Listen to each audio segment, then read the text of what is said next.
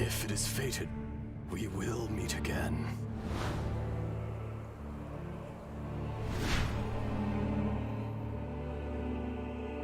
It must have been about 4 or 5 days ago. There were a few men who came through here carrying baskets and picks. I guess that could have been them. And there was a child staggering in front of them.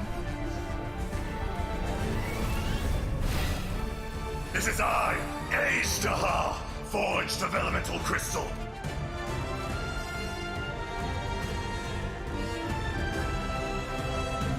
The enraged earth will not absolve you! Ah! You stand upon your tomb. Quake! There is a fine line between good and evil. This is order. It was humanity that attacked the ley lines that sustained me. So here lies the wisdom of the gods. To dust! Hey, wait a minute. Does this count as martial arts? Ready for trial. Incinerate!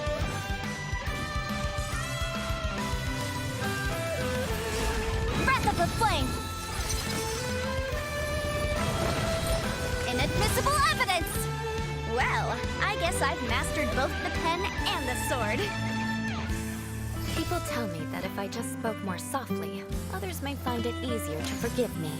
But the only reason they think that way is because they've never been branded a pariah before.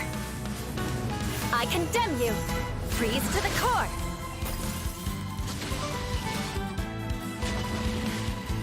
Eye for an eye!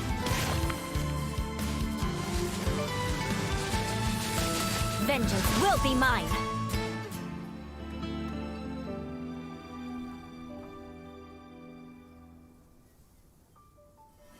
This Serenity Pot is all yours now.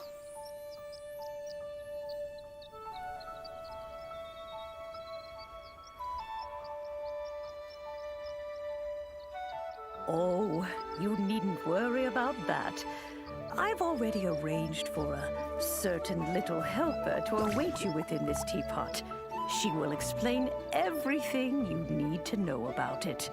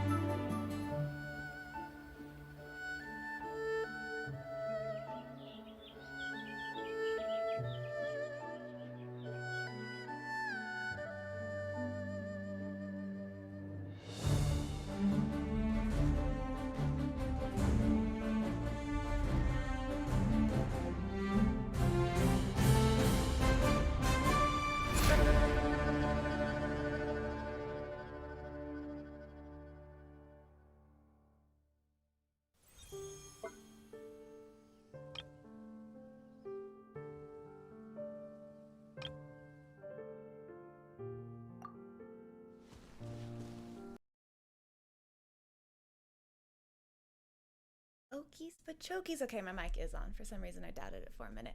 Welcome, everyone. Hello, hello. I always forget the most important part. There we go. Hello, everyone. How are you doing today? Welcome, welcome. Thank you for joining me tonight. I actually have a plan for today. I usually have a semi-brainstormed plan that I came up with in the shower, but today I legit know what we're gonna do. Where, as stated on the tin, that's the phrase, we're analyzing the Azhdaha story quest today, or Zhongli story quest part 2. But I have a plan of attack for it, where we're going to start with a playthrough where I hold myself in control as much as possible and don't go on super long tangents. I'll actually I legit ass have a little notebook for myself. So if I think of something I have commentary on, I'm going to make note of it, but we can go through the quest kind of without interruption. Afterward, we'll go back through it with that fine-toothed comb, using my notes, and do the analysis on what I think about the story, just like how the story was put together and told, anything we learn as far as world building and its implications for the main storyline, and then anything that updates our understanding of who Zhongli is as a person. So it's like the kind of 3 goals that we're going into analysis with. And then we will close it by going through, I know Azhdaha has a couple of drops that each have their own lore. I believe I saw a weapon with lore about Azhdaha in Honey Impact, so we'll go check that out and then find his entry in the Living Beings archive. And that will close up our just like, this is everything they've given us about Azhdaha, closing the Azhdaha chapter. Choi, it will be my raw reactions. It will be my raw reactions. What I'm going to avoid is the tangents. You know, when something happens in the quest, I'm like, you know, that reminds me of this thing that I experienced 3 years ago that taught me this life lesson. That's the thing I'm going to take a note of and return to later. So I'm going to limit my reactions to the quest. I should open up the damn game. That's a good idea. It's going to be raw reactions to the quest. And then afterward, we'll go through it with the analysis, the Wigan nerding out about storytelling approaches. Thank you. Ooh, Celine, thank you. I'm glad you like my outfit. I went to Ross the other day, and I go shopping for clothes approximately once a year, pretty much for a new bra. I get an annual new bra, and that's my shopping list. But I go on a walk to this plaza near my house, like a few times a week, just to get myself out of the house. And I didn't have anything I needed from Home Depot that day, and I didn't want to get a Starbucks, so I went to the plaza to visit the Ross. It was like, I was quite happy with a cute little outfit, so I'm glad you like it. Choi, saying that you go shopping once a year to get a new bra. Hello, everybody. Thank you for coming. Game is almost open. We're getting there. I think we can switch to the game, though. Bedoop, bedoop, bedoop, bedoop. There it is. And Shing. Okay. I did make a quick change to streaming quality. I know last couple times I did a multi-stream to YouTube, we've had an issue where it would drop sometimes. I lowered from 60 to 30 FPS and made my bitrate a little bit slower, so I'm hoping that helps. As always, I'm just like, you know, please let me know, spam chat, get my attention with all caps if something drops, and I'll just like bide time until it looks like it's back so that we don't miss parts of the quest. But I'm really hoping that that helps. Thank you, Lucy. I'm glad you like that PFP. In Discord for a weekend, we all had different McDonald's manager characters, and that cracked me up. I loved. Oh, thank you for the follow, Cruz. I appreciate. Thank you, thank you. I thought it was so funny. All of our PFPs were those. I enjoyed it a lot.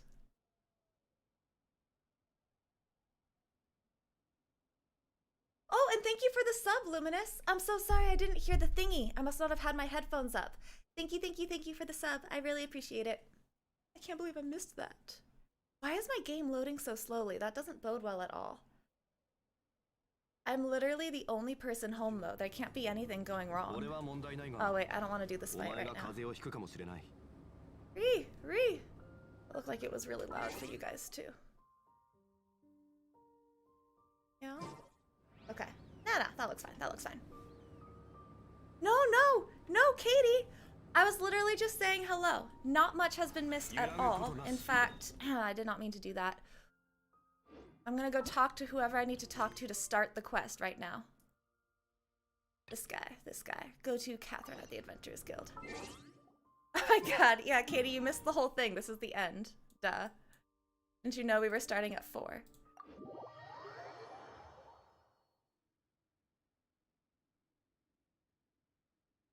Oh, what do I think will happen? I just saw that message on what I think will happen before I play the quest. All right. What I expect in summary is that Catherine's about to tell us that earthquakes have been going cray-cray, and they want us to investigate it, and that also bishops are being increasingly active as a follow-on from that whole bishops and where to find them thing we talked about the other day. the other day, the other week, the other month, whatever it was. And, oh, I should switch language before we start. So we go to investigate. I don't know how Zhongli gets pulled in. I'm hoping he walks up and is just like, ah, traveler. I think I might be able to help you with this. I'm familiar with this. And he might start to tell us a little bit about, like, you know, there's this old guy that I fought a long time ago, and he was king of the bishops, and I think that his awakening has to do with why they've been more active. I have no idea what happens in the middle, but I'm expecting him to, like, almost or perhaps actually erupt out of the Nantianmen tree, and we have to either fight him, like push him back into it and fight him to close the seal again, or we enter the domain before he escapes and we have to fight to keep him from getting out in the first place. My vote is hoping that he does get out and we have to force him back in. For that, we're gonna have to have a battle to reseal the tree. However, I'm hoping this is a reconciliation. We're going to learn that Zhongli and Azhdaha, you know, they used to be super close buddies. I didn't read any spoilers, but I've read all the lore about Azhdaha. So, like, I'm using, it's a very educated hypothesis. So I have no spoilers, but based on the lore, the lore readings that I did for myself as research prior to this, I'm pretty sure that they were, like, very good friends back in the day. I have no idea why Azhdaha turned on Zhongli, but after Zhongli did his usual thing of just, like, he's merciless when someone breaks a contract, no matter how much he loves those people, no matter how much he loves them before they broke the contract. So Zhongli had to close him away, and maybe, you know, classic misunderstanding story where they learn that, oh, no one's evil after all, and they have a reconciliation. That's my vote. Reconciliation story coming up. First betrayal, and then a friendship story. Someone on the Azhdaha video commented that it's going to be a, like, lots of lovers to enemies fanfiction coming up. And yes, that is what I expect here. We're gonna learn that they were lovers to enemies trope. Alright, we shall begin now. This is the first time I'm streaming content you haven't actually done yet. Oh no, but wait. It's gonna spoil it for you. Oh, Cruz, you're right, that was you! That was you! Yes, that cracked me up. That message cracked me up so much. It's like, you right. Hi, Avetta. Hi, Catherine. It's us. Any new commissions? Let me turn that up for you a little bit. As a matter of fact, there's one that looks perfect for you two. Uncle Dai is one of the foremen at Huishan Hall over in Liyue Harbor. He's hoping the Adventurers Guild can spare some manpower. What is it we have to do exactly? I believe you'll be looking for workers. Ooh, looking for people? Awesome! We're good at that! Are we really? Are we really good at that? I have no reason to doubt your abilities. Okay, noted on the battle, Luminous, thank you. I'm nervous, like, what if the battles are actually hard and you guys see how bad I am at this? I'm sure the details can be worked out face to face. If you're willing to accept this commission, head over to the dock and talk to Uncle Dai. No mere stone. Am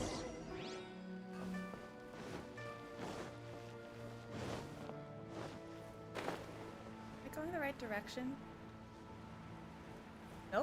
Nope. Oh, there you are,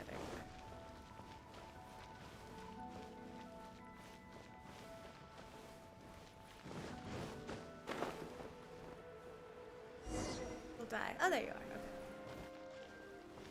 Cook some food just in case. Shit, you guys are intimidating me. Hey, are you Uncle Dai? Are you Uncle Dai? I am indeed. Ah, now then. You must be the adventurers assigned by the guild. Huh? How could you tell? By the clothes on your back and the look on your face. Experienced adventurers at that, I'll wager. Right again! You're pretty perceptive! In this trade, you need a sharp eye for people, not just rocks. Uncle Dai can see what you're made of from a long way off. Alright, my assistant should be arriving soon, so let's just wait here a moment. Woo woo! That's why we're here! Now there's someone else taking a cut? Well, to tell you the truth, this is a very difficult matter. Too much for adventurers alone to handle life here. So there is someone else! Paimon. Do you be think we're stupid. not up to the job? Steady, Paimon, steady, It just steady. occurred to me that you don't have all the facts. The incident in question happened in a mine, and it's a little out of the ordinary, to say the least. Mines are dangerous places, Bishop as attacking I'm the sure mine? you're aware.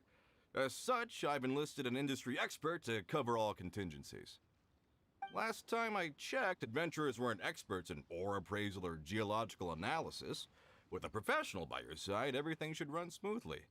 An expert in ore appraisal and geological analysis. I did not think the mine foreman's assistant was gonna be Zhongli, but you know, that one could be. Besides, this guy's the best in his field.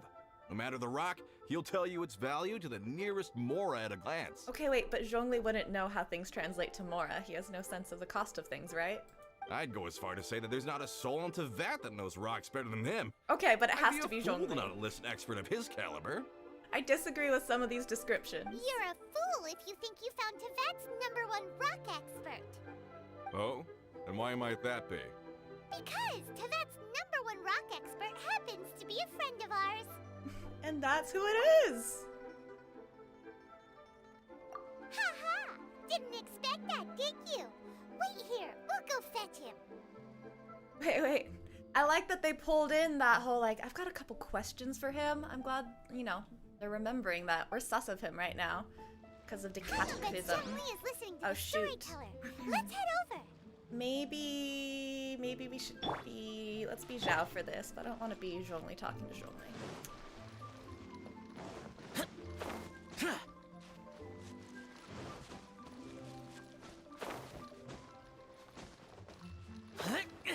Totally don't remember where I'm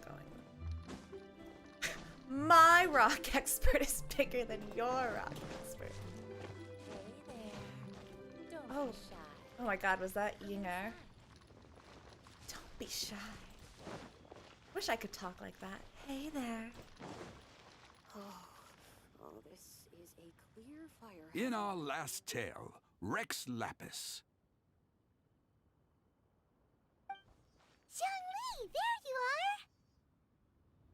Oh. Here for a few tales.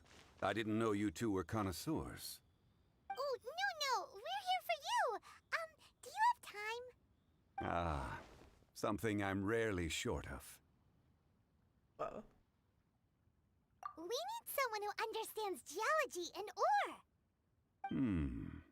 Someone who understands geology and ore. Take a look around. Is there anyone in Tevat more qualified? Do you think he's taking the shit out of us, or is he actually confused? Did he actually just be like, who knows about geology and ore? Oh my god, Lucy. Oh no, wait on. The whole Zhongli just sits and listens to tales of himself. I was honestly just thinking about that. I was like, you're such a storyteller. How cute is it that you go and listen to other people tell stories? But no, the fact is the stories are about him. He must just sit there and be like, ha ha ha, I know what you're wrong about. That's actually something we've noticed, is that in stories, whenever they talk about Rex Lapis being amused by something, it's always in response to someone saying like, oh man, I wonder why Rex Lapis did this. And he appears to get his kicks out of people being confused by his historical choices. Like, that's how he gets his entertainment, is like, I'm just gonna do something random and see how confused the mortals get. The requester claims to have enlisted Tevat's #1 rock expert, but Paimon doesn't believe a word of it. Nobody understands rocks better than you. You appear to have taken his claim quite personally on my behalf. Oh, no. It's just Uncle Dai doesn't know what he's talking about. Paimon just wants to Everything is enlighten cute of him. Is there anything he does that is not either cute or incredibly sexy? He has two modes. I see. Well, then it will be my pleasure to accompany you. Really? But I should inform you that despite my expertise, I cannot necessarily claim to be a leading authority. We are at all times adrift in a sea of learning. New knowledge should be welcomed with open arms. Still, I imagine I will be of help to you in this endeavor. If we do encounter an expert, I look forward to broadening my own understandings. Stop being so modest, Zhongli. Well, we got him. Let's head back to Uncle Dai. So, he is quite humble and modest. But he's also had a lot of time to learn perspective. You know, that's a wise thing to be. You don't have to be defensive of your own expertise. You can be an expert and also learn from other experts. That's a very grounded perspective. And I wonder, like, is that just an age thing? Has he been around long enough to learn that kind of perspective? But in the early days of Morax, was he a bit like, you know, like, I am the all-knowing power? I feel like there have been so many eras that he's been through that Zhongli of today is an entirely different personality than Morax pre the Archon War. And I wonder who he used to be. Uncle Dai, we're back!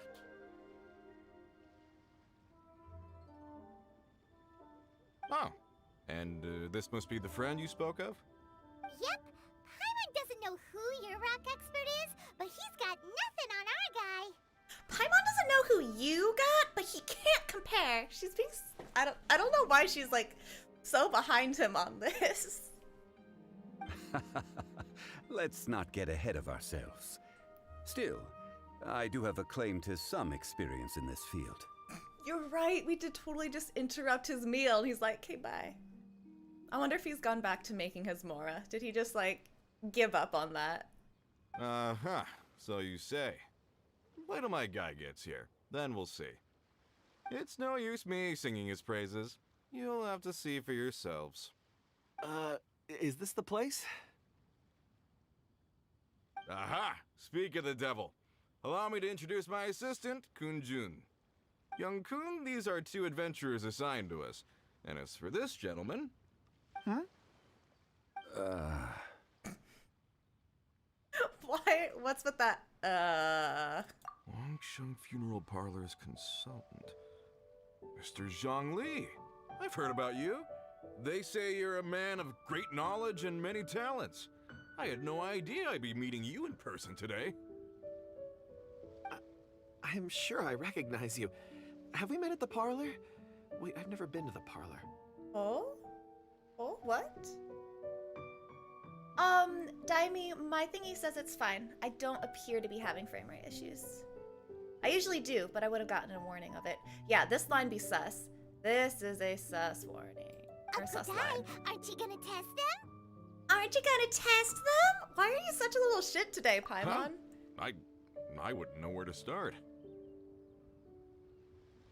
Then they can figure out a way to test each other. If Zhongli wins, he's the assistant. If Zhongli loses... never mind. Zhongli won't lose. Why can't they both help? Like, clearly this kid's sus. We need to have him, you know, keep your enemies close. A contest? Why, it would be my pleasure. I admire your take him enthusiasm, with good you. sir. I must say, you certainly have the look of an industry expert about you. It'll be interesting to see which one of us wins. Stop talking the talk and start walking the walk. I'm just saying it like I see it. Which is, incidentally, the only skill I have worth talking about. So you're an appraiser, Mr. Kun-jun. That was a cute... I kind of liked that. Just like, I say it as I see it. Oh, so you're an appraiser. That was a cute way to talk about being an appraiser. Well, no. Actually, I've already forgotten what I'm in Liyue Harbor for. I was standing by the side of the road one day when Uncle Dai called me over. You are the sussest thing since ever. How is no one, like, seeing red blaring signs in front of his head? Oh, you seem familiar, but I can't remember from where. Oh, and also I have no memories of my past. I was just standing by the road one day. He saw me holding a rock and asked me a few questions. He seemed incredibly excited, even followed me for a while. We arranged to meet here. Okay. He is sus, but he's not knowingly sus. He's a sleeper agent. He's gonna cause us problems, but he's well-intentioned and goog. Huh? How could you forget something like that? I saw him on my way over to Liyue Harbor, poring over rocks and muttering to himself. He looked to be very familiar with them. I asked him a few questions out of curiosity. To my surprise, he knew more than me, an old mining foreman. In any case, he didn't have any pressing matters and agreed to help me. So, do you have a poor memory? Not exactly. Anyway, if it's rocks you need help with, I can most certainly lend a hand. Mr. Zhongli, what do you make of this rock? I know I didn't need to pause here, but they were doing a slow pan out on his thinking face, and I wanted to glossy appreciate exterior, with a fissure that could only have been left in the wake of a volcanic eruption. If I'm not mistaken, this is a rough gem from another nation. Ah, a keen eye. It's no ordinary rough gem. Fragile surface layer, black veining. My intuition tells me that there's high-quality crystal ore inside. Remarkable! This rock does indeed hail from the vicinity of a volcano. I came across it in a market and snapped it straight up. The seller thought it was some leftover industrial remnant. They had no inkling of the treasure that lay within. Alright, can I establish right now that headcanon, this guy, like, Zhongli kind of takes this kid under his wing and they are fast friends nerding over rocks. They're gonna get along. Purity and geological rarity alone aren't enough to make a treasure. Some of the most precious crystals contain deposits of water or sand. In the moment of its formation, the crystal hidden within this stone shell captured a pocket of water. For water to be hidden in its depths, like a moon concealed within a mountain, reflecting shafts of daylight that make it through. Now that's a rare treasure. Oh wow, even I'm tempted to care. Wait a minute. In the moment of its formation, the crystal hidden within this stone shell captured a pocket of water. For water to be hidden in its depths, like a moon concealed within a mountain, reflecting shafts of daylight that make it through. I would wear that jewelry. You give me a necklace with a crystal with a little, like, bubble of water inside that's naturally formed. Oh yeah, I will wear that. That actually sounds gorgeous. Such a detailed description. Almost like you saw it with his own 2 eyes. Say, you're not trying to hoodwink us, are you? After all, we haven't even seen what's inside yet. Everything he said is true. Most crystals are born in high-temperature environments.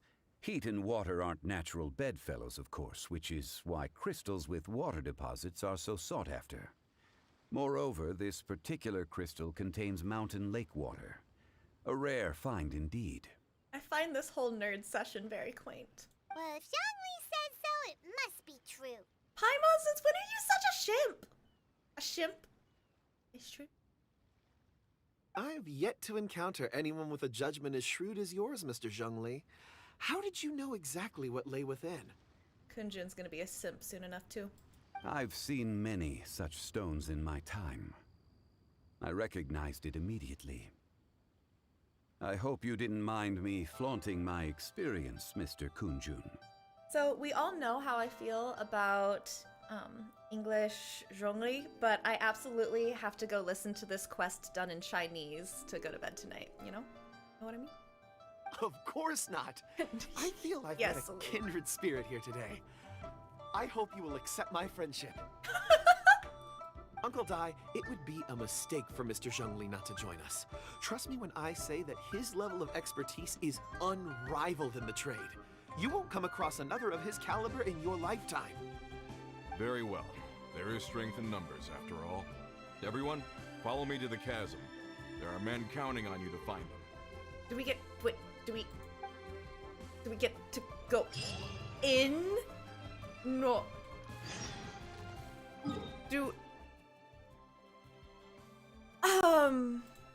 Tell Tell me it's so. Tell me it be true. Tell me this is what I want it to be. Aww. Big sads. I was like, was this the surprise? Did they not announce it, like, in the live stream so that we all, you know, like, were truly caught off guard by it? I thought maybe they were pulling a fast one on us. Yeah, jebaited. Hella jebaited. Oh, if you guys know, know what the mistranslations are, please point them out when I get to them. I'm always super interested in how things translate differently.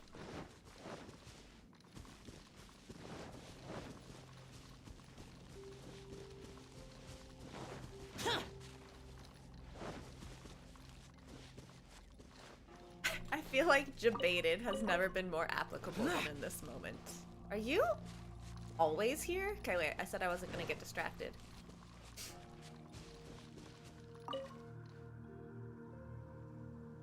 Whoa, this mine is huge! This is where the incident occurred.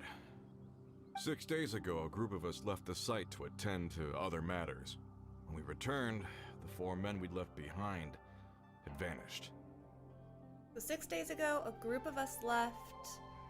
The 4 we'd left behind vanished. I led a team around the entire mine, but found no trace. That's when I decided to enlist help. Oh. So 4 miners have disappeared. Yes, there were 10 of us. We lost Long, Bold Sen, Brave Sen, and Mao.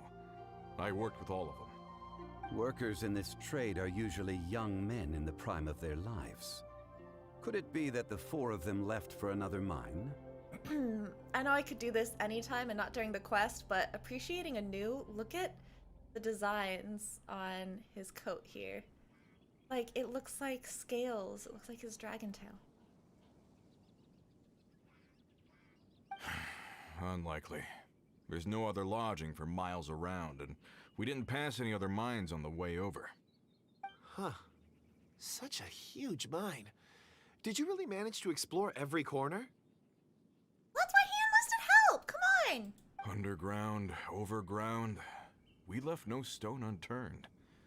We tried everything short of digging further into the earth itself. How could 4 sturdy young men just vanish into the bedrock? Maybe the same way that Kunjun here arose from the bedrock. We'll need to explore the site ourselves before extracting any conclusions. Very well. I'll wait here. Please, proceed wherever you'd like. If you come across any clues, let me know straight away. So strange. How could the 4 of them just suddenly disappear? Did they run away from something? Let's look around first and see if we can find any clues. Walked right by it. Wigan blind. Oh my god, extracting conclusions. Oof. Jamie, I would not say Zhongli is my absolute favorite character design-wise. He's definitely up there. I think... Okay, wait. It depends on which element of design we're talking about. Physical design, like his model, the way his colors and elements are put together, possibly yes. I think Child is my favorite design-wise from a character composition. Like the way his backstory and the different facets of his personality are put together, like that kind of design, the character design. I think Child's my favorite. And then Zhao's design is up there too. But if we're talking about like how beautiful he is, I would say Zhongli is my favorite. A pile of shirts, some trousers. A few everyday items. They must belong to Uncle Dai and his men. 1, 2, 3, 4. Huh, that seems right. 10 shirts, 10 pairs of trousers. These must be spares, right? Look, Uncle Dai's clothes are identical. The 4 of them have been gone for 6 days without a change of clothes. There's also a few handkerchiefs and some soap lying around. Oh, and some tool belts. Items for washing one's face before the dawn shift. Mining equipment. So, they didn't take any supplies. Correct. Improbable. There are 4 pickaxes Improbable. missing. Oh, that was sexy. It seems likely they left with the tools of their trade. They had time to take their tools, but not their everyday items? Curious. Not time, desire. Some kind of brainwash, some kind of like possession that compelled them to go do something. So they took their tools, but they weren't thinking about their well-being. They were thinking only about whatever that compulsion was. Some kind of in their head voodoo. Bad juju. Why would someone set off with their tools but leave their luggage behind? 1, they were working close by and didn't need to move their personal effects. But seeing as they've yet to return, this seems an unlikely hypothesis. I wonder if we're gonna get more, Yanfei with her whole the elemental traces changed people's personalities and made them feel ill. I wonder if this is gonna be blamed on like potent elemental traces as well. Or 2, they were forced to leave and had no time to think about their supplies. Oh. It's certainly a possibility. We'll need more clues before any further inference can be made. If they didn't leave, maybe they were made to leave. Let's make a note and let Uncle Dai know.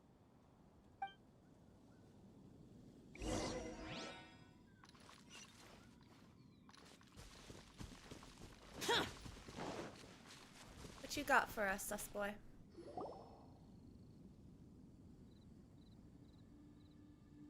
Kunjun, what do you have there?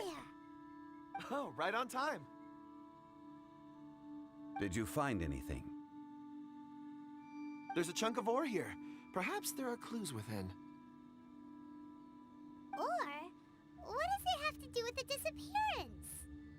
Let's find out. I'll give it a try. A moment, please.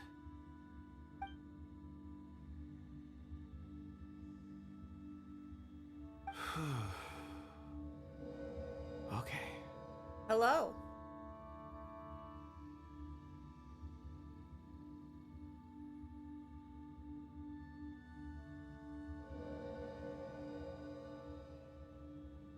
Hello? Did you just have a vision? Looks like he's concentrating really hard. What's he up to? Okay, wait. I'm liking Mr. Kunjun here more and more. I see 4 men following someone out of the mine. It looks like a child. A child? What's a child doing in a mine? Can we ask first how you're seeing visions in the stone? Why is that not the first question? I'm not sure. Also, how did you A see child. anything exactly? Yeah, thank you, Paimon. There you go. Oh, I don't mean see in the traditional sense. I would appreciate it if what I'm about to tell you remained a secret. It's a little odd. I've never dared to tell anyone before. You please be recurring. I can perceive the memories of ore. Hell yeah! I love this. Beautiful plot device. I love it.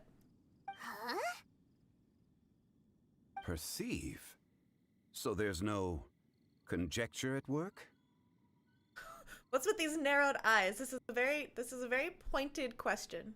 You mean you can put your hand on a rock and boom, it just happens? There was some really great incredulity in her voice there. You can put your hand on a rock and boom.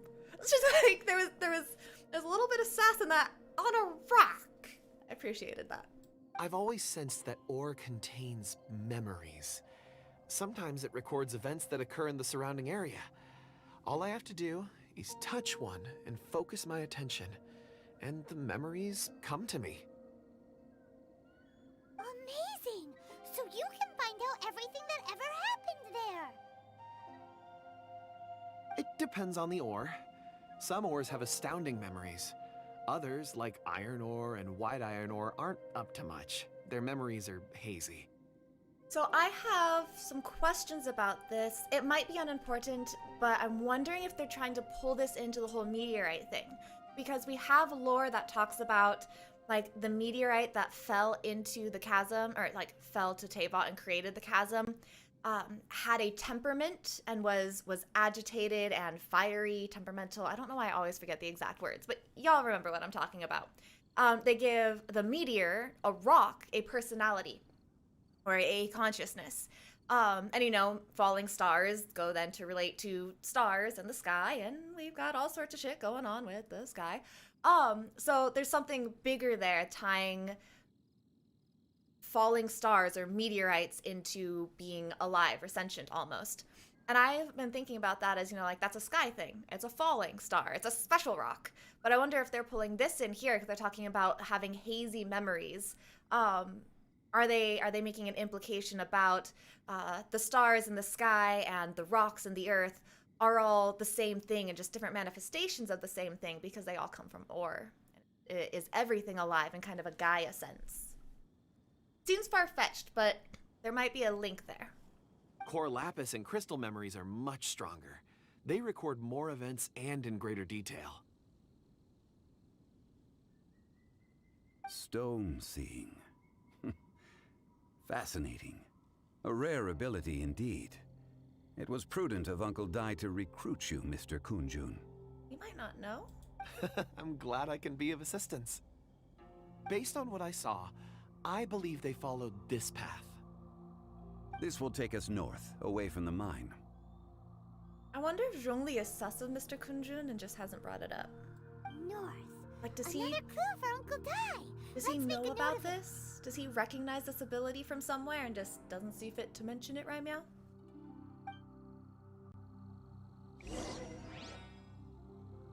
Maximus, don't tell me that. Can't you say things that will make me happy?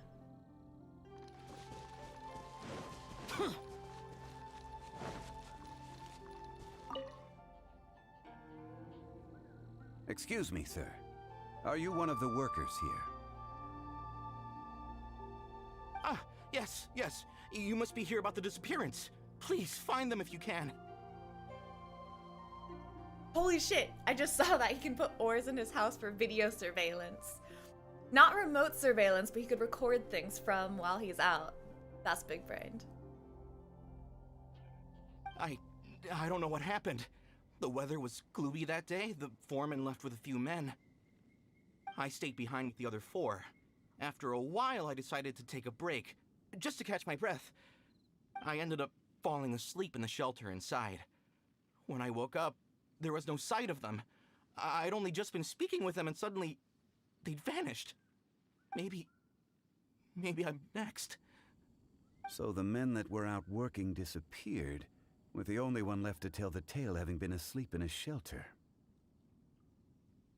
Perhaps an accident occurred on site. What a scary thought. An on-site accident. We should note that down too. Found some clues. Time to report back to Uncle Dai. No! I wanted that lizard.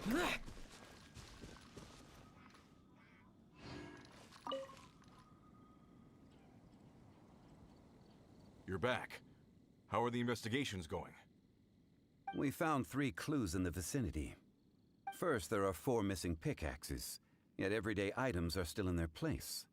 This suggests that your men didn't leave of their own accord, but were forced to.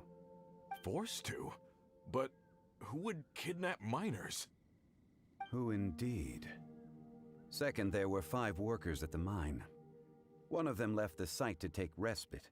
When he awoke, his colleagues had disappeared without a trace. Those who kept working all disappeared.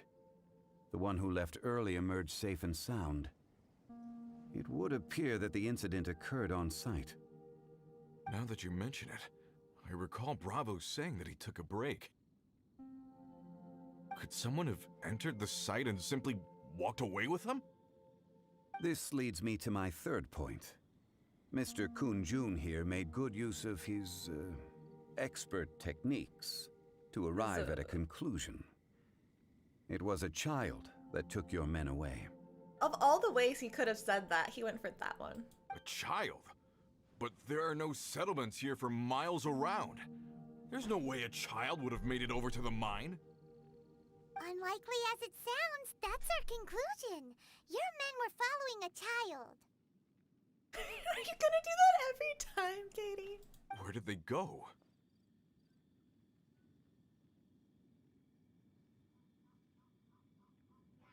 We believe that they followed the road north, away from the mine and toward the ruins.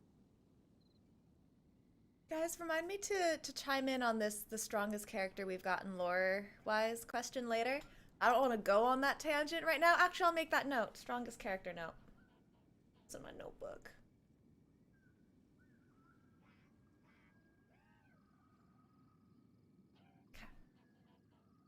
North. Right. I'll rally my men and head in pursuit. You've been invaluable to the investigation, but leave the legwork to us. If we set off now and make haste, we might be able to catch him. Not so fast. Hasn't it been days? The incident occurred 6 days yeah, ago. thank you, Zhong. Even if they set out on foot, they will have covered a lot of ground by now. You're right. New plan. I'll lead my search party over to the settlements further out and make some inquiries. There are only a few settlements around here with lodging for the night. We'll go investigate and see if we can come up with anything. In the meantime, you could keep looking for clues. If we don't see each other, let's reconvene at Wangshu Inn tomorrow evening. Agreed. All right. Me and my men will get going. Zhao sighting? That's the only thing that Wangshu Inn ever means. So, they're gonna talk to the people over at the settlements while we keep investigating here. Correct. But there aren't any more clues at the mine. Shouldn't we go north? Wait. I believe we're missing someone. Yeah, we are. Where's Sus Boy? Sus Superpower Boy? Oh yeah, where's Kunjun? Paimon bets he's still investigating. Let's go find him.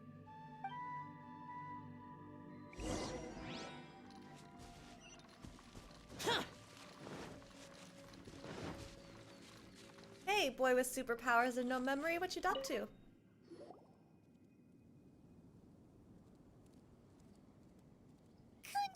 what are you searching for? We're all out of clues. Let's get going.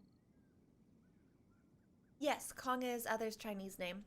Can you guys remind me what was Zhongli's name for the ability to see the visions from rocks or the memories of rocks that Kunjun has? For some reason, that slipped my mind. I don't remember what he called it. Ah, apologies. I'm conducting a quick search for my own benefit. I'm looking for a precious stone known as Dragonfall. Oh, I know where I recognize that word. Dragonfall.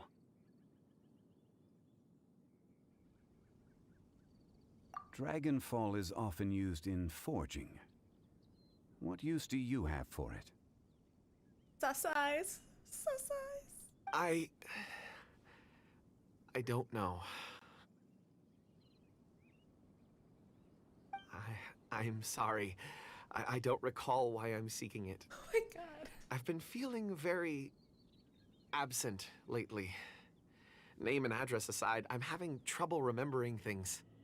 Oh, I want to pet him. Don't we just want to go like, don't we just want to be like, oh, honey, honey.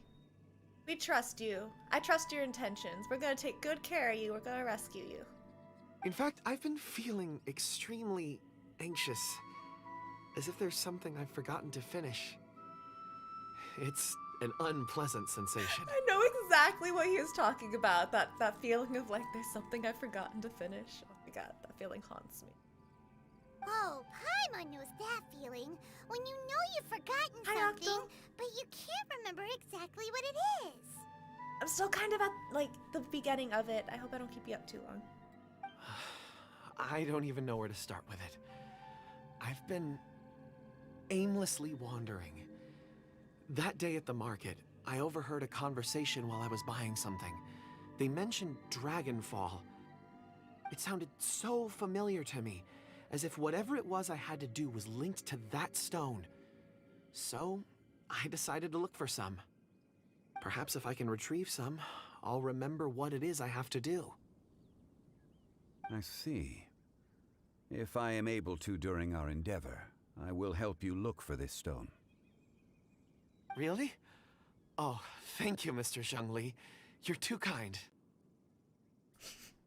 I want Zhongli to pet him. I want Zhongli to be like, I now take you under my wing, young grasshopper. I shall teach you the ways. I shall protect you. He's done it before, Rizhao. Think nothing of it. I'm just a kind boy. Shouldn't we get going? Heading north from the chasm, we'll reach Lingju Pass.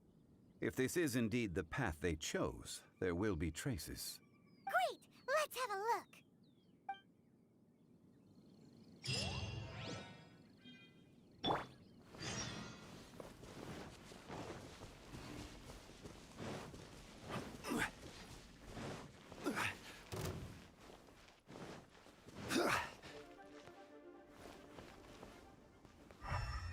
Oh, hello?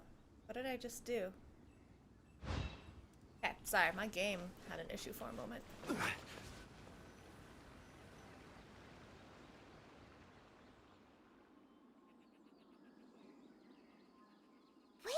There are tracks here!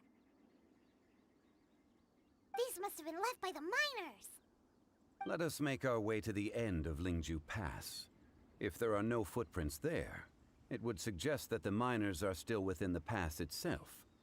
However, if we find new tracks, we can follow them wherever they may lead.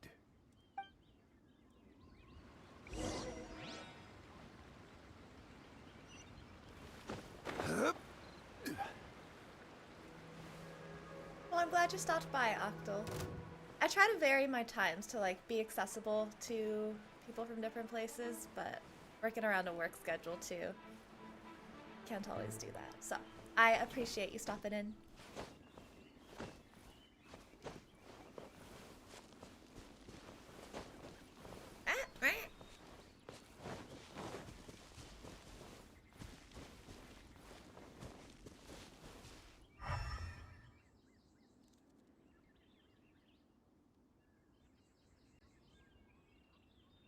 Okay, this is a super tiny search area. Oh my god, I didn't need to find anything.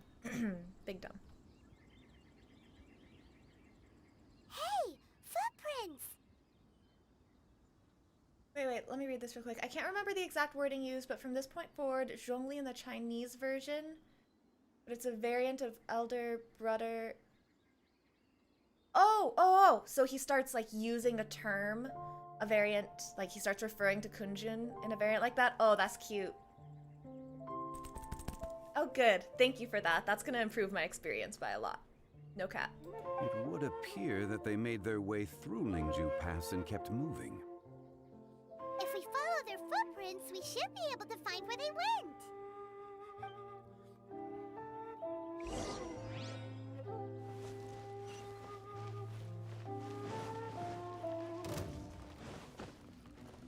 Oh no!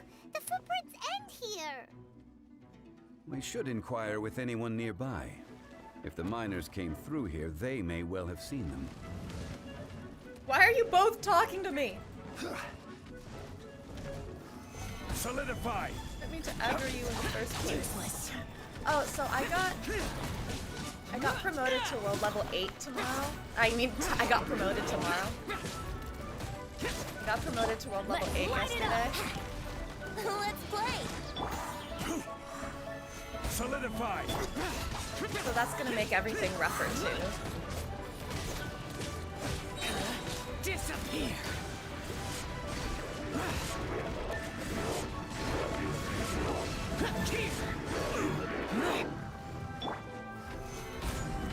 This is order.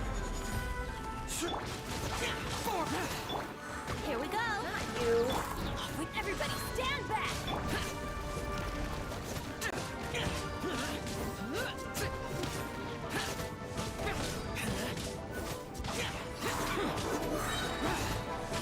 I will have order.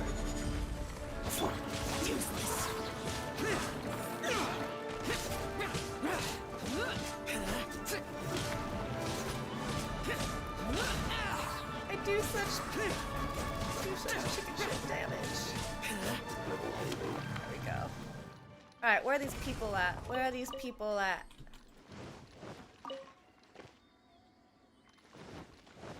Oh, I see you, I see you. Hi there! Have you seen anyone dressed like a miner around here? A miner? I'm afraid not. Let's try someone else.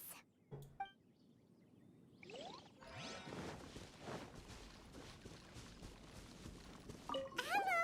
Have you seen any miners nearby? About this tall? 4 of them? Wait, how does Paimon know how tall the miners are? She ain't ever seen them. She didn't even see the vision. How would she be like, about this tall? Is there a standard? Like, she don't know that everyone comes from a standard model. Stop bothering me. Can't you see I'm cloud watching? Okay, Jeez, a little grumpy, aren't we? Whatever. Let's go ask someone else. Katie, I was just wondering that. I'm like, I feel like there aren't usually people here. What are y'all doing? There's literally a Fatui. Like, get away from me. I'm cloud watching.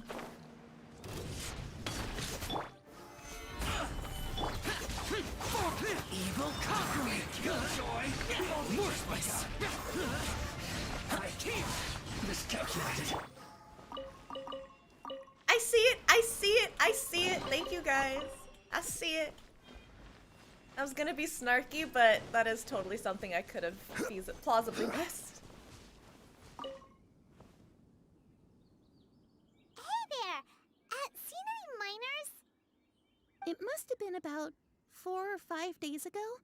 There were a few men who came through here carrying baskets and picks. I guess that could have been them. Yeah, that's them! 4 or 5 days ago. It appears that they were moving slower than we'd anticipated.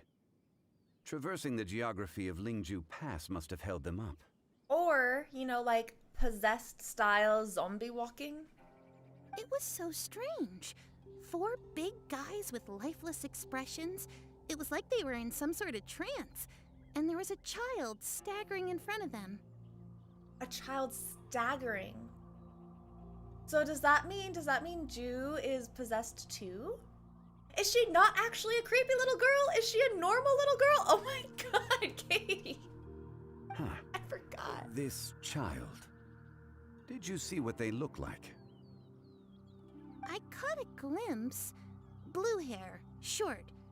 I think it was a girl. She wasn't smiling. In fact, she looked very serious. And they took this road?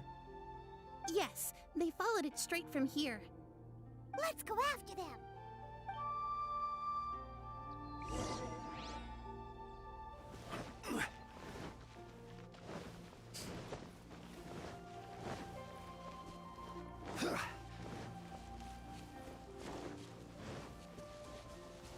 I was totally about to follow the path instead of running across the grass, and then I realized there's no one here to yell at me for being an imbecile. More footprints.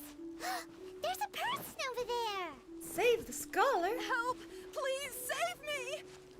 You... Is that one of the people we're looking for? Oh, rescue first! Ask questions later. Oh, there she is, there she is. I totally saw the guys, but I didn't see the person. I thought maybe it was just a random ass, like, group of mobs. Stabilize. Lament! Here! Worthless! Here! What the hell? What is happening? Worthless! Worthless!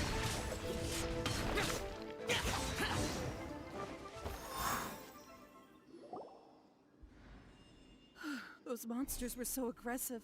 They must have noticed me walking through. Before I knew it, they were all over me. Thank you all for saving me. My name is Wanyu. I belong to Liyue's Shengyu Hall. I head up our human culture and civilization research. Huh? You sure you're not a miner? I'm on. Do you... Okay. A miner? Yeah, we're looking for We're a group of 4 strong fellas carrying mining equipment. I think I saw those people. Yeah, I fought the trees. Really? Yes. I set off from Nantianmen the day before yesterday, heading for Lingju Pass. About halfway there, I came across some people. A few men and a child. I was in a hurry. I didn't get a good look. I'm afraid I'm not even sure what they looked like. Apologies. I think that's all we needed to hear. Thank you. I hope it's useful to you. I'd better get going. There's a conference I need to attend. Again, thank you all for your help.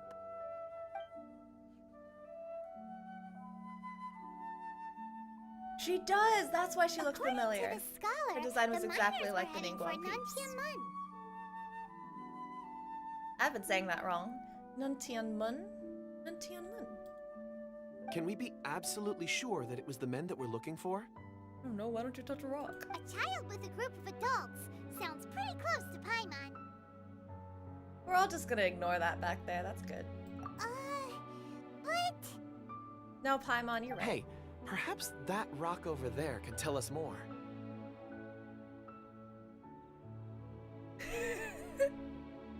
Aha! Paimon nearly forgot about our secret weapon. It looks promising. I'll do my best. That determined face where he's about to just go touch a rock. Is it? No, never mind. That was a dumb question.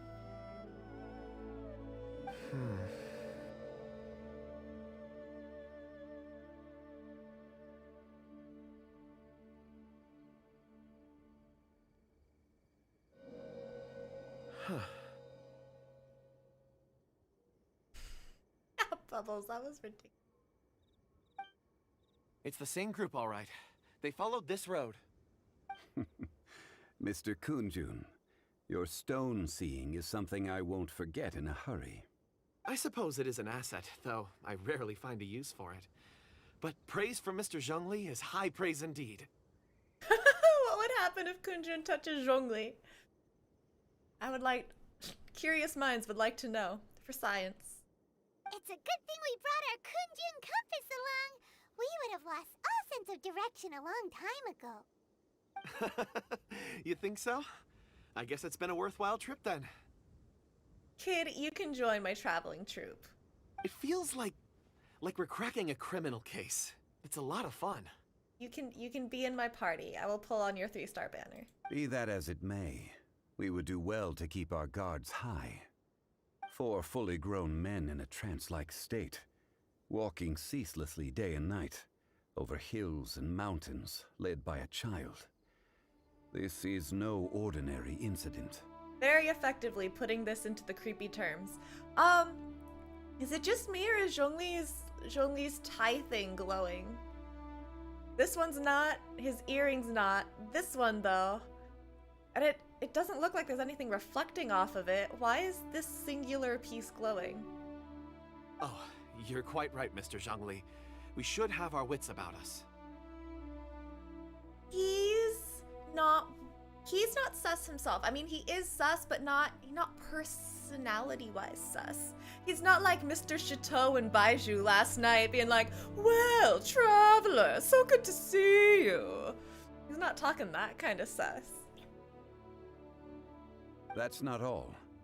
Our scholar was attacked by Geovishap hatchlings, but the level of aggression they exhibited was unusual. I'm kind of curious how Zhongli hasn't put this together yet, because, like, could he be unaware of all the Bishop stuff that's been happening? Like, it would have been, you know, everyone up in a hullabaloo about, oh my god, I saw a Bishop! No one's seen Bishops for years! What are they doing here? Like, that must be in the news, in the rumor mill about, like, oh my god, someone got attacked by a Geo Bishop last week? It's been eons since we last had a case like that. And having been around for the entirety of Liyue's history, I feel like Zhongli should have put together that, like, bishops. Unusually aggressive behavior in bishops. And they're walking towards Nantianmen. Like, for someone as knowledgeable as him, that's enough information for him to start putting things together. We have encountered many clues along the way. So far, they've pointed us in the right direction. The miners headed in the direction of Nantianmen the day before yesterday. From here, they would have had to navigate a perilous mountain road. If their destination is indeed Nantianmen, we should be able to catch up with them. Okay, yes, I'm gonna argue this point here though, that he did forget to put Mora aside when he gave up his gnosis. He has put himself forward as a forgetful person without much forethought. But I try to look at it, I rationalize it. I headcanon that he actually does have a lot of forethought because he's never had to worry about Mora. So it wasn't on his radar of things to have foresight about, but it has always been his duty to protect Liyue from threats. So I feel like that's the sort of thing he is used to or practiced in or habitually thinks about, is looking for signs of unrest and danger. And he's not habituated into thinking about the price of things. So I feel like things regarding a danger to Liyue should just, like, you know, trigger his spidey senses. What's the Zhongli way of saying that? His stone senses? True. Maybe Bishop sightings, you know, just like... I wonder if it could be a sense of time thing too? The whole classic or like cliche, immortals see a century in the blink of an eye. Maybe to him it hasn't been a long time since they left, so it's not that unusual to see them. But how is it that when I got Zhongli, all your Mora disappeared? Well, he required it. You are now his wallet with the child. That's how it all disappeared. He took it. Great! No time to lose! I left a mark in the vicinity just now. If Uncle Dai does pass through here, it should guide him to us. They should have shown him doing that mark so that all the pervs had an opportunity to ogle his ass while he, you know, like bent over to leave the mark. Like, that shouldn't have been a dialogue movement only. Clever thinking! A classic Zhongli move!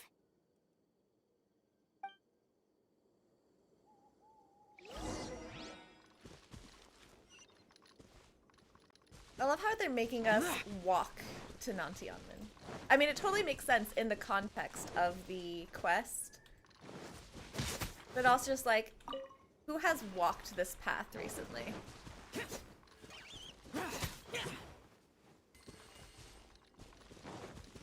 Oh, it looks like we're going straight to Nantianmen now.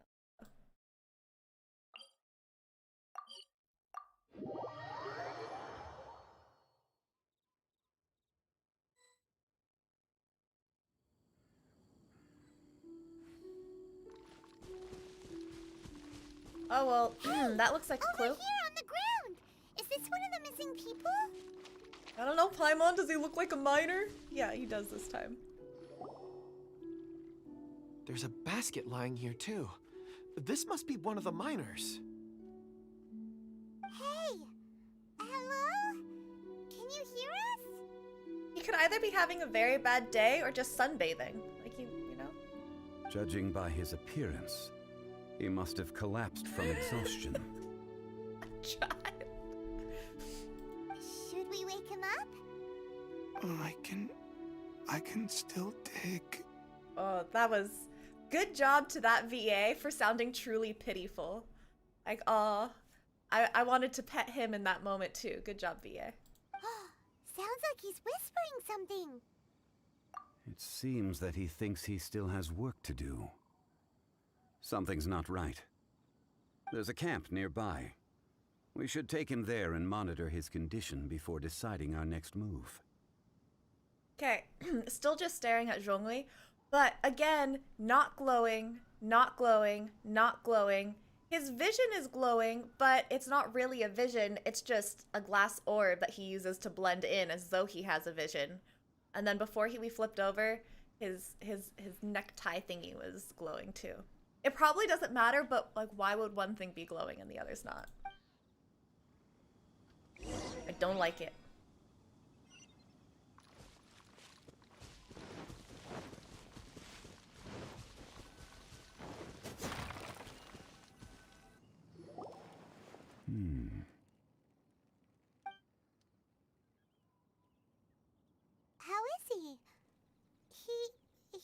won't die, right? He's worked himself into a stupor. Thankfully, he's not in serious danger. Paimon heard him talking about digging for something. Did he dig himself into this state? It's certainly a possibility. It looks like there's something in his pocket. Uh-huh. Are these ore fragments? Elemental ore fragments being used to brainwash you?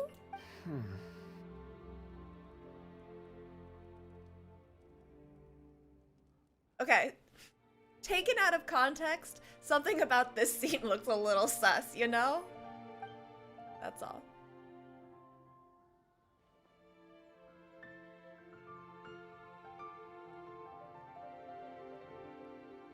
Hold that question, I just Maximus. witnessed the Ask memories again within after these the ore quest. fragments. This person brought these fragments out of the mine. He's one of the 4 that we're searching for. How he came to be here is what we need to understand. So he was kidnapped and then abandoned here. But if they didn't need him, why bring him all the way out here? Unless something happened. Something that led him to fall behind. Paw of your bits of rock that miner guy picked up. Okay. So when I fight Azhdaha, I should let a character die for extra dialogue. Is that for real? Is that? Oh my god. Okay. Okay. Sorry, Venti. Paimon's had enough. This is too mysterious.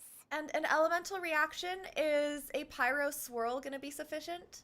Like if I apply Benny Boy E and then Venti E, is that enough of an elemental reaction?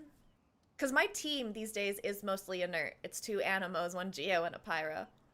Oh, wait a moment. Seeing these fragments has jogged my memory. I have something for you. Is that line like, you know, I have something for you, pulls out a gun, sort of like, I have something for you, but you're not gonna like it? What is it? Ooh, is it a present? Wait, I not swirl or crystallize, and I should not use Zhongli? Okay. Okay. I don't have anyone else built! Oh, if I don't use mine, I get to use a C3 Zhong? Okay, okay. Something for us? As I mentioned, before I met Uncle Dai, I was in a daze. After setting out with you on this case, it feels like a fog is lifting. Hey? I was so happy when Uncle Dai enlisted you to help. I would never have managed to track down these clues by myself. Are you about to turn on us? Please don't. Please don't. You're a sweetheart. Don't turn on us. These are some crystals that I bought from the market. Not any old crystals, mind you. This purity is extraordinarily rare. One for each of you. A memory, if you will. Is he trying to brainwash us right, Meow? It's beautiful. Oh, and the colors change as you turn it. It's like a different crystal from each angle. Feeling so sus right now. But of course, take it. And this one is for Mr. Zhongli.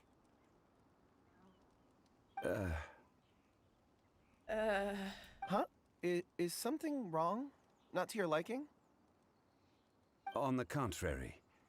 I just hadn't anticipated receiving a gift during the current circumstances. What do you mean? But thank you. I will take good care of it.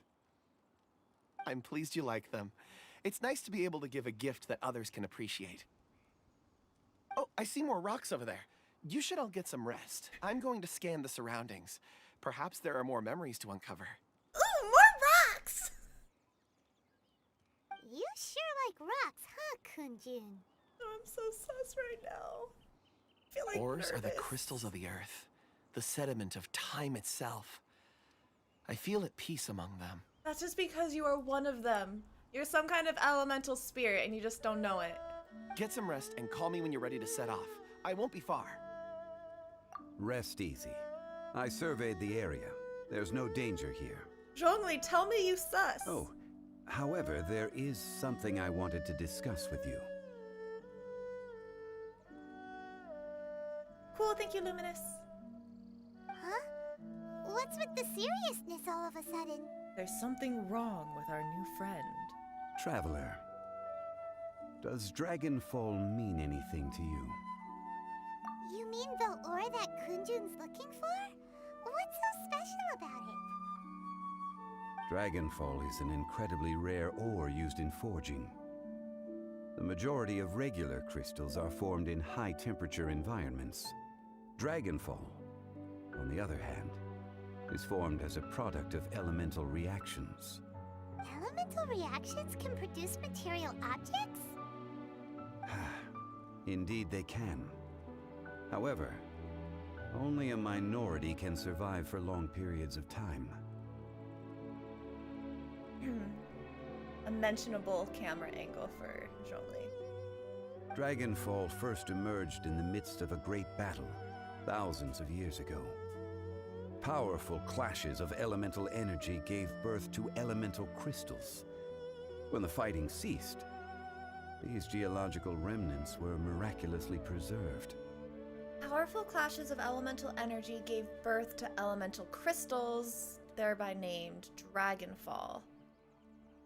I wonder if there's an, etymologically, they were called Dragonfall because a dragon fell, a dragon was killed or destroyed during this battle. Is he talking about the original battle with Azhdaha here? A great battle thousands of years ago, powerful clashes of elemental energy gave birth to elemental crystals that are called Dragonfall. I feel like Dragonfall is the outcome. It's what happened from the Azhdaha initial battle.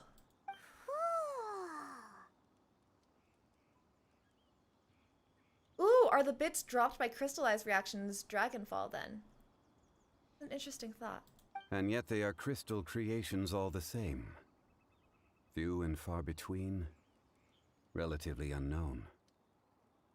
A few hundred years ago, they were virtually mined into obscurity. Why is it then that a citizen of Liyue now wishes to strike upon ore that has long since vanished from the earth? Mortal, he's elemental. Yeah, if he knows of its existence, surely he knows all of it's already been mined. Weird. Paimon doesn't get it. There are those in the mining trade who retain a keen interest in Dragonfall. But for someone like Mr. Kunjun, whose motivations for seeking it are unclear even unto himself, it's practically unheard of. Thank you for being sus, my love. Appreciating his eyes. Ulterior motives? Is he a villain? Is he a villain? Oh, that was cute. Is he a villain? A conclusion that is presently impossible to reach. We must watch and wait. That was the same voice in which he said salt and betrayal. Don't forget, rescuing those miners is the primary objective. As for anything else, sooner or later the tide will reveal the lie of the land. We're drawing closer to our goal. I believe we should continue to follow this road through. Now that we've found one, the others won't be far away. I'm so flattered, Katie. When you're well rested, call Mr. Kunjun over to us. We still have more investigation ahead. He's gonna be a villain, but he doesn't want to be a villain. He's innocent in all this. He's as much a victim as anyone else, and we shall stand by him, okay? Okay? We should ensure this miner is settled here at the camp. Once we've brought this matter to a close, we can return and attend to him. I suggest we leave a note for Uncle Dai. If he does find the camp, he'll know what to do.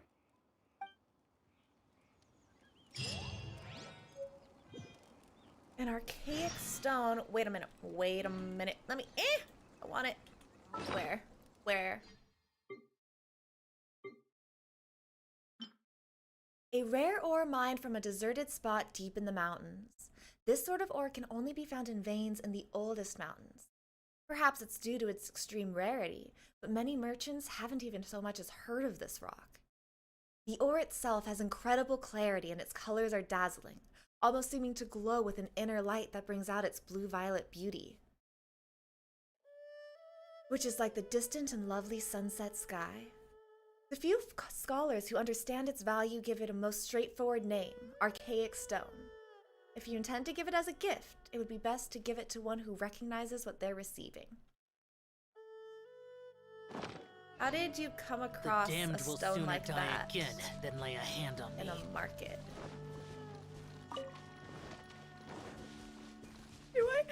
Do I need to go turn my sigils in again? I always forget until you guys yell at me about it. Oh, wait. This is where I need to switch out my peeps, right? Party setup.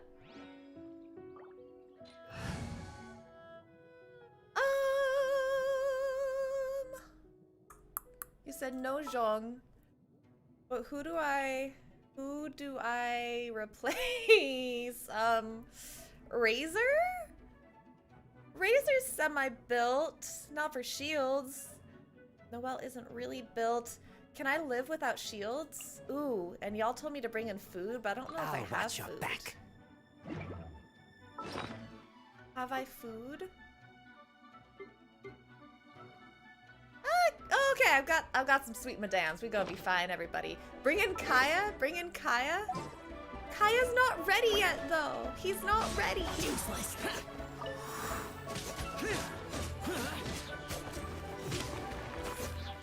We had already left, I thought. Or we had already started the quest or something. I don't know. For some reason, I forgot to cook food. I'm really worried about Kaya, though. I don't know if he's ready. Look at Kaya.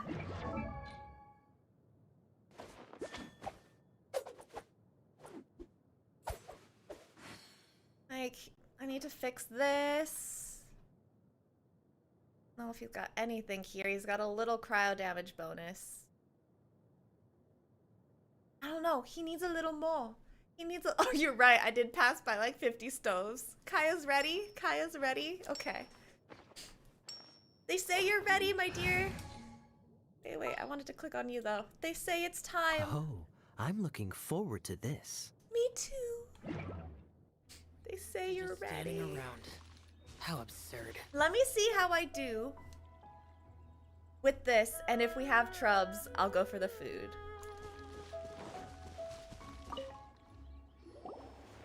Kunjun, we need to get going. No problem. I'm done here. Any results, Mr. Kunjun? There are many beautiful rocks here, but nothing out of the ordinary. I couldn't find any clues. Nothing out of the ordinary as he stares at the blue glowing branch. Nothing out of the ordinary here, guys. Then again, the memories of ore can shift with the passage of time and the changing of the environment.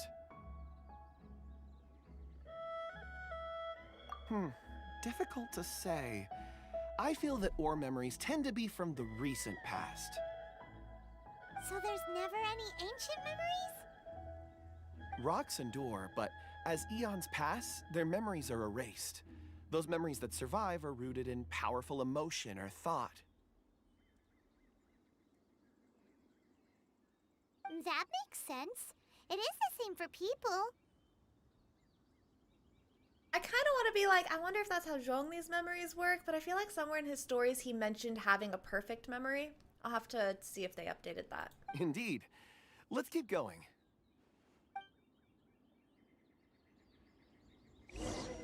Maybe, is it possible? I don't think that's what it is, but it would hypothetically be possible that that's what's going on with Kunjun, is if he is some kind of, you know, geo-spirit, that he forgot his ancient memories and only has his recent memories.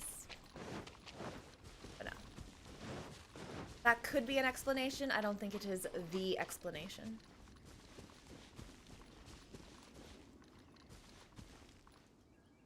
I don't have my Zhongli shield though, because y'all told me. Oh, you're saying because I get a Zhongli. Wow. Such an immense tree. And there's so many mysterious looking crystals up there too. Amazing. This ancient tree. Let's conduct separate investigations. I'll take that area. Perhaps you could survey this section. Is he avoiding? He's like, I don't want to be here. I get bad feels. I don't want it. I don't want. No. All right then.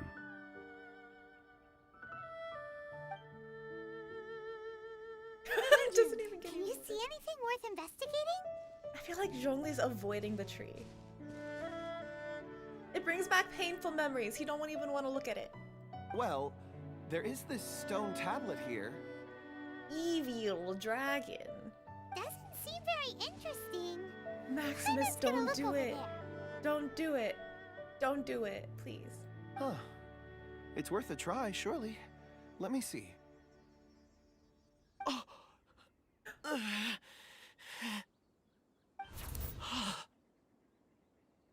This is...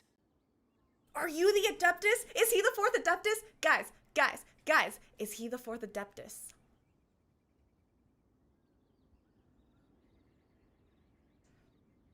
No, wait, really guys, I'm gonna not do channel points during a quest playthrough because we're on YouTube right now, okay? Don't embarrass me in front of the YouTube people. You can bully me as much as you want when we're on Twitch, all right? This is a YouTube multi-stream. I have to be professional-ish. All right, Kunjun, what's up with you? Is he the fourth Adeptus? No, Zhongli would recognize him. Never mind. I wish that were the case, but it can't be. Hey, what's wrong? just a bit lightheaded. It's past. Nothing to worry about. Not yet. Not yet? Whatever. Paimon's going to investigate over there. Why don't you climb the tree and have a look? Sus boy has a sus moment and we're thinking, whatever. If you don't try, you won't know. Anyway, you'll be able to get a good look at our surroundings from up there.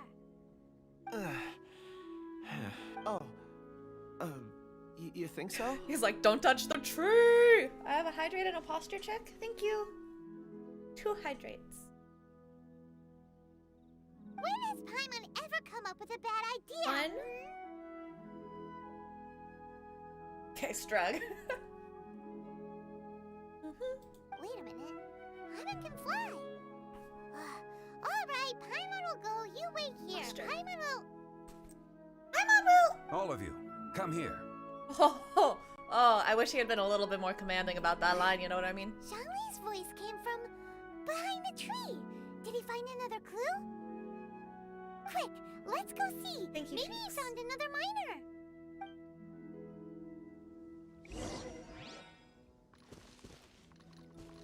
This is the evil dragon. Tablet.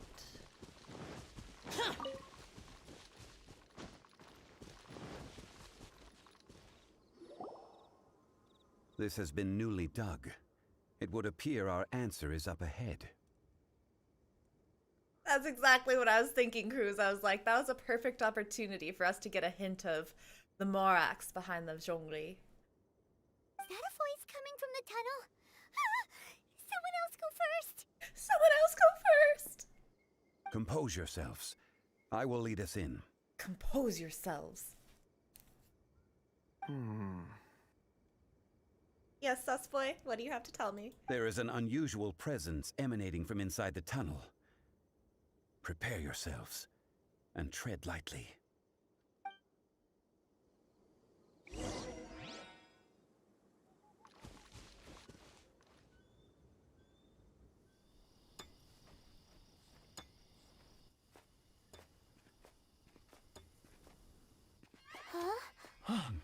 Listen. The missing miners are here. That one's digging with his hands, poor guy. I'm afraid that this whole tunnel is the fruit of their strenuous labor. That gate. Has it been there all along? Digging a tunnel to this ancient seal. Had they not been discovered, they would undoubtedly persevere until the gate.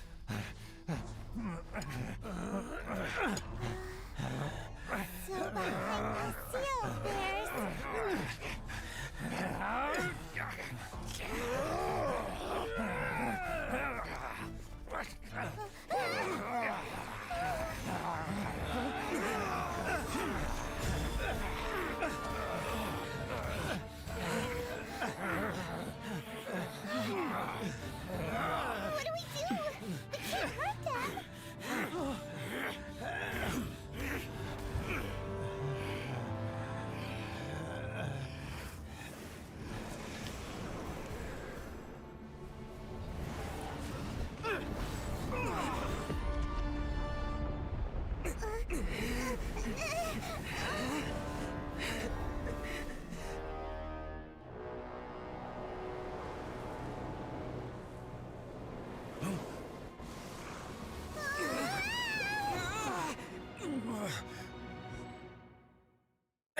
right. Are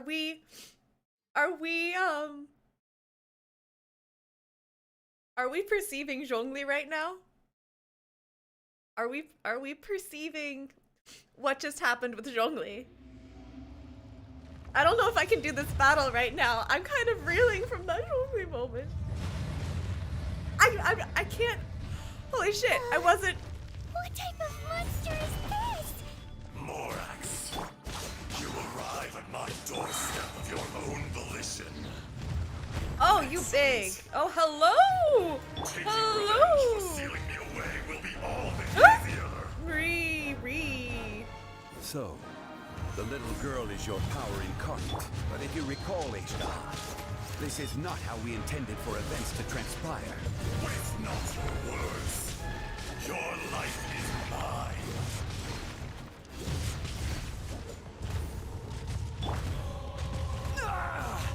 Oh, fuck! Stabilize. Time for takeoff. Useless.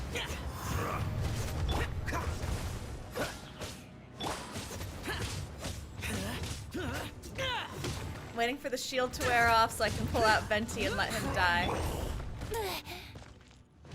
Let's play. Sorry, Venti. Here you go.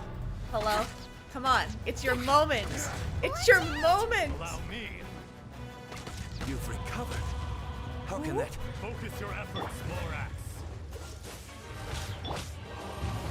What? Rude. What? I want my shield back, please. Raged earth will not absorb you. Evil conquering. Fuck. Gather. Oh, so sorry. Yeah. Is once not enough? You would forsake me again? If that is what you choose to believe, so be it. Oh He god, who this bears is the totally weight of just like a memory is destined to misunderstanding shoulder fight. the burden of truth, as it ought to be. Oh, that was one of those moments where you guys said I can't do damage for lore, huh?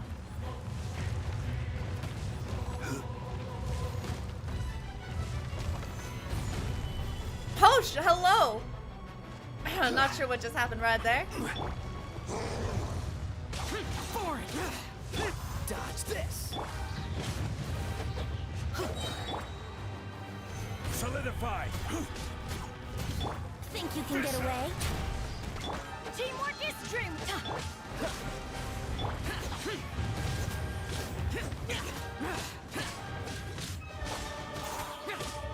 Outside of the circle! Get off my circle!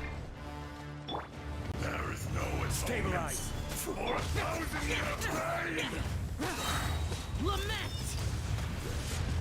Fuck! Shield! Oh god. Oh god. Not Zhong. Not push your Zhong. luck. Oh my god. Cool it. Yahoo! No, I keep hitting 4. Sorry, Venti.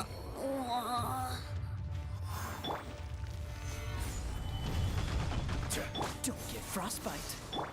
Let's light it up! Crumble. Give my heal back up, please. You think you can destroy me?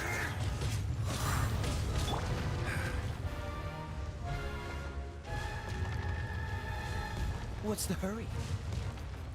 Do you not see where we are, Kaya? Don't hit. Don't get hurt. Don't get hurt. Oh god.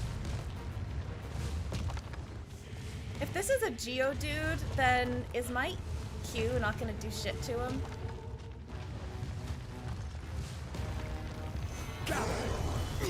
Dodge this. Let's light it up!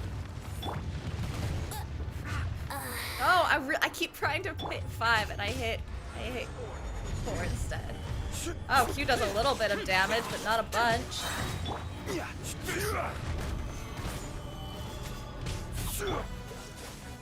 I'm going in! Evil conquering. Here.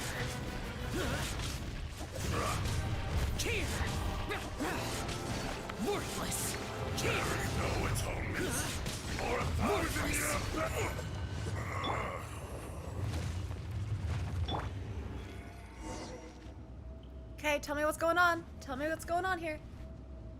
Morax, 1,000 years after you sealed me underground, you return for the second time.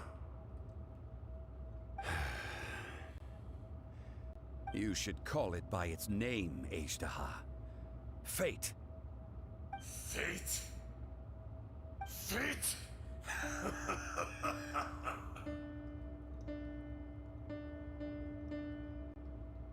So here lies the wisdom of the gods. Destroy all deemed redundant. Enlist tyrants to ravage the wilderness. No. You have forgotten. Yeah. Yeah. Who you? Who you? Fourth Adeptus after all? That voice. Azhdaha. Huh? Kunjun? Morax. It's been a while. Huh? You're... The Fourth Adeptus. Come on. Gimme. Azhdaha. The very same. Wait, you're Azhdaha? What? I'm confused. During the battle, you imbued us with your power. Yes. It was all I could manage. Nani? Forgive me for concealing the truth, traveler. There were things that only became clear to me upon reaching this tree. Allow me to elaborate. I am not Azhdaha the whole, but a fragment. Heaven and earth, yin and yang, opposing forces. You can consider the existence of me and the Azhdaha you see there to be a reflection of such polarities. We are a schism of the will of Azhdaha. Yeah, what? So there are two Azhdahas? No, there's one with some kind of split personality that manifested. No, it can't be. That's impossible. When the seal loosened, your power manifested in this world as a child. With this new identity, you were able to vent about the forces that suppressed you. But would anyone listen? Would they even care? That's when it occurred to you.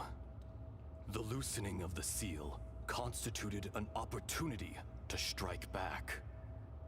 Kidnapping the miners was all in aid of digging to the entrance to the seal itself. Your plan was to launch an attack on both ends, from outside and within, thereby fully destroying the seal. And for Luminous. The audacity! Are you insane? If you truly are a part of me, how is it you find yourself standing on the side of the betrayer? I was another power awakened with the loosening of the seal. Too weak to reincarnate, but strong enough to possess a human body. Reincarnation confirmed. Reincarnation confirmed. We have so many things to talk about regarding reincarnation because that has been a possibility that is substantiated in lore for a very long time, but we did not have anything confirming that it was actually true. It was just a possibility. The confirmation of reincarnation is very exciting. I was barely conscious. I couldn't remember who I was. Only the past would elicit a reaction from me. But my aim was clear. Find Morax and aid him in stopping you. Okay, I need to read that line to myself because things were happening in my brain and I wasn't paying attention. I was barely conscious, I couldn't remember who I was, only the past would elicit a reaction from me, but my aim was clear. Find Morax and aid him in stopping you. Oh, he was a servant and best friend of Morax. No wonder he seemed familiar. Oh my god, guys, the fanfiction is blooming. It's blooming as we speak, yes! Okay. I had sensed that something was amiss when you mentioned Dragonfall. Had your power been but a little stronger, I would have recognized you. Don't blame yourself. I have changed beyond all recognition. Only when I touched the stone tablet did I truly remember. You guys totally need to hug later. It's been so long. A secret beyond all comprehension of youthful humanity and ancient dragonkind. Morax, do you want to tell the tale? Youthful humanity and ancient dragonkind. There would be no harm in it. The decision is yours. Please. You haven't changed. Then allow me. Azhdaha was once a friend and ally of the Geo-Archon Morax, with a lifespan far exceeding that of mankind. However, that which is derived of the Earth is no more or less than the Earth itself. Is this where I need to go slow, Luminous, so you can fill me in on issues? Let me know when I'm clear to advance. I'm going to find some chill, because clearly I have none right now.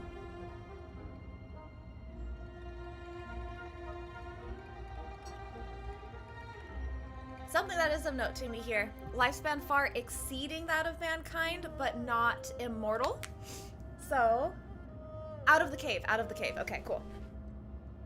So, I was thinking dragons are immortal, but this is just very extended lifespan. The memories of rocks do not last long. Those memories that survive are rooted in powerful emotion. But as time passes, so these memories fade into obscurity. Erosion is the world's greatest destroyer of memories. I love that that's the tie they're making. That's a good analogy. Erosion ground Azhdaha's consciousness into oblivion. Slowly, he forgot the face of his old friend, and his memories of defending Liyue Harbor disintegrated. Wouldn't Zhongli have these issues too then? Because he's a geospirit as well, I thought. Azhdaha, now incomplete, became irascible, aggressive. What would you expect? It was humanity that attacked the ley lines that sustained me. This much is true, which is why you attacked the chasm, why you waged war against Morax. Attacked the chasm. That's commentary worth. Him attacking the chasm is discussed in the Blackcliff weapons. Dragon, attack chasm. Blackcliff.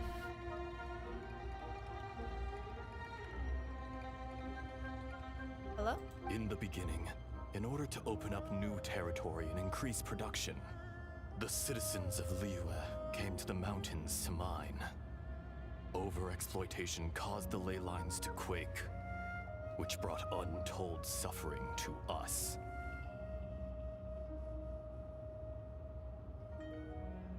Erosion made us even more savage. No matter how we struggled, we lost the ability to coexist with humanity. We lost all reason. Okay. So, turn everything up? Yeah. My voice should be a little higher. We're gonna lose game for just a moment. Game should be higher too now. Thanks, Euphrasia. Okay.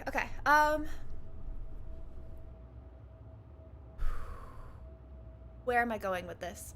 What was my thought? Erosion made us even more savage. No matter how we struggled, we lost all ability to coexist with humanity. We lost all reason. I had a comment here. Oh, just the, I kind of talked about it in the Azhdaha video already.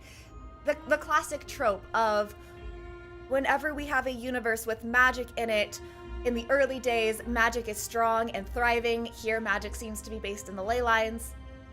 And any magical beings are then tied to the ley lines. So as the ley lines suffer, so too do the magical beings lose strength. This is very much confirming that. Okay, thank you, Euphrasia, for pointing it out. So this is confirming that. We are following that pretty classic trope about humans causing environmental damage to the planet that kills off magical beings.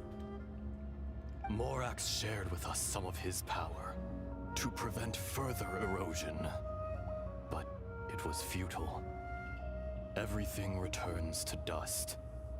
It is the natural order, an unstoppable force. And so, we became you. And from your will, I emerged.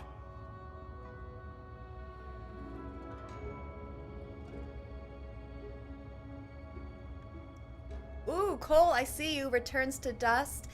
Yeah, Euphrasia, ! Discord should give you the link.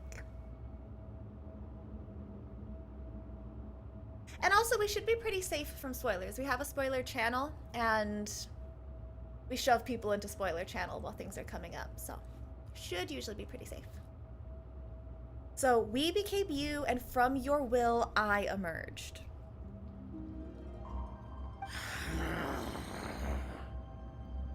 I am your final contract. Witness the promise between Azhdaha and Morax. You can hate me, but you cannot deny me. I'm still not seeing how the split personality thing happened. No. No! I am the remnants of Azhdaha's benevolence. The echo of a contract set in stone. I harbor a willingness to go further. A willingness to coexist peacefully with mankind. Can we appreciate how poetic this dialogue is right now? I am the remnants of Azhdaha's... I feel like I always pronounce this word wrong. Azhdaha. I am the remnants of Azhdaha's benevolence, the echo of a contract set in stone. I harbor a willingness to go further, a willingness to coexist peacefully with mankind. Just like, it's beautiful. It's lovely. No! It is I, Azhdaha, forged of elemental crystal, bearer of the weight and memories of the earth, older than the mountains and the oceans that decides. I will not swear allegiance to this insect. Morax is not an insect. That's what you take issue with here.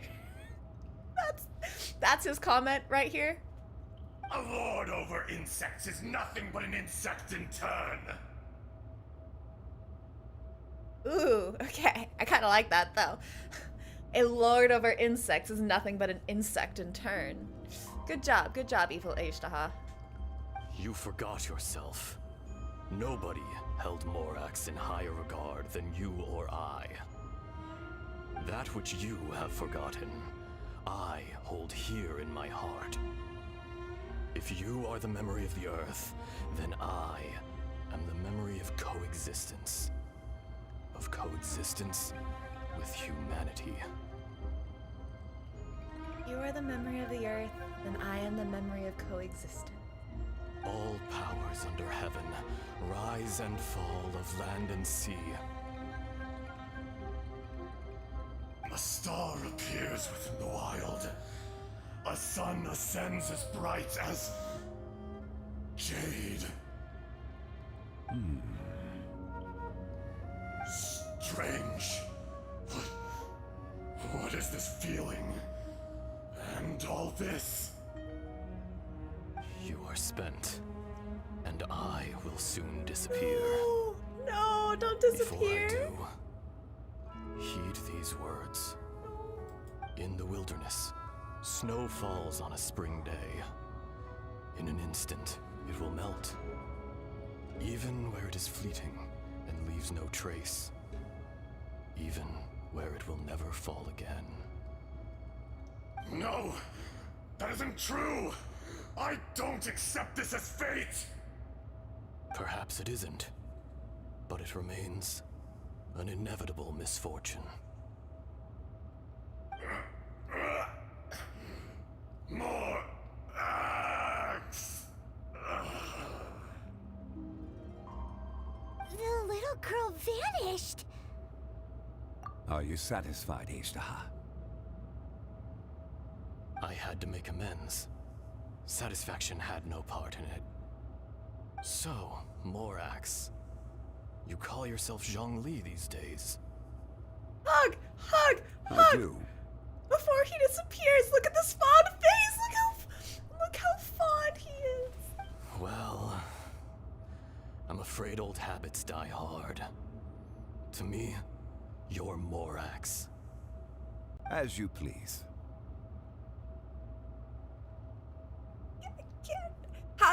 How do they make 3D models have such like breadth of expression? Like what did they change about this face for him to look so much softer than usual? Azhdaha is the oldest simp. It's true.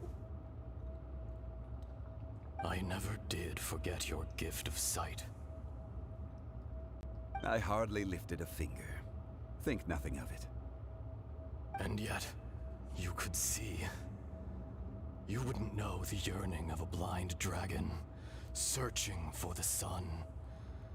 A pair of eyes, from Morax to Azhdaha. I love him so much. I will remember this. So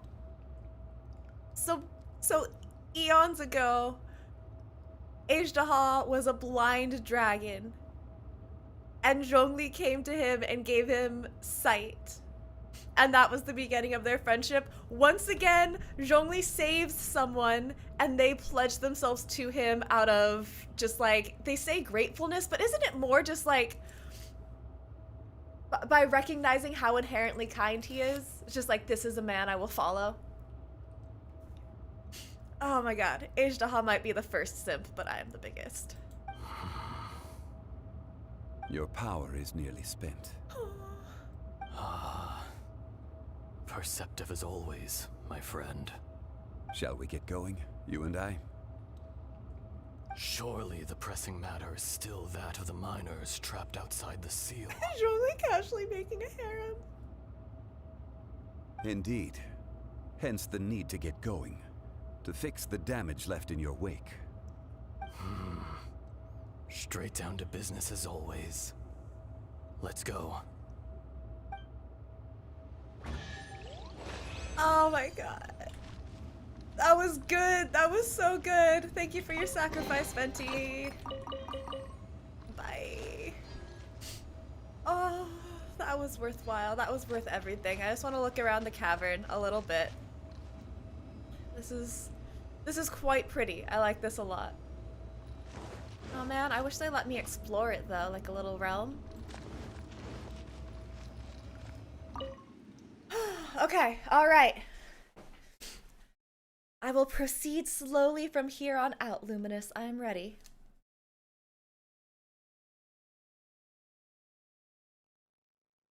Would it be easier to jump into Discord How VC? did we get here? We need to go back and check on the miners. Do you want to do a voice chat so you don't have to type it all? Return to the ancient tree.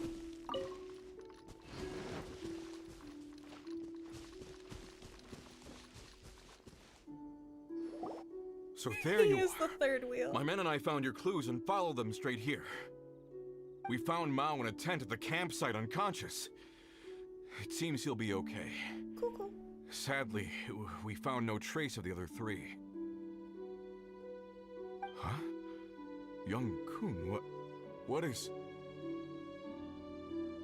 Nothing. Pay it no mind.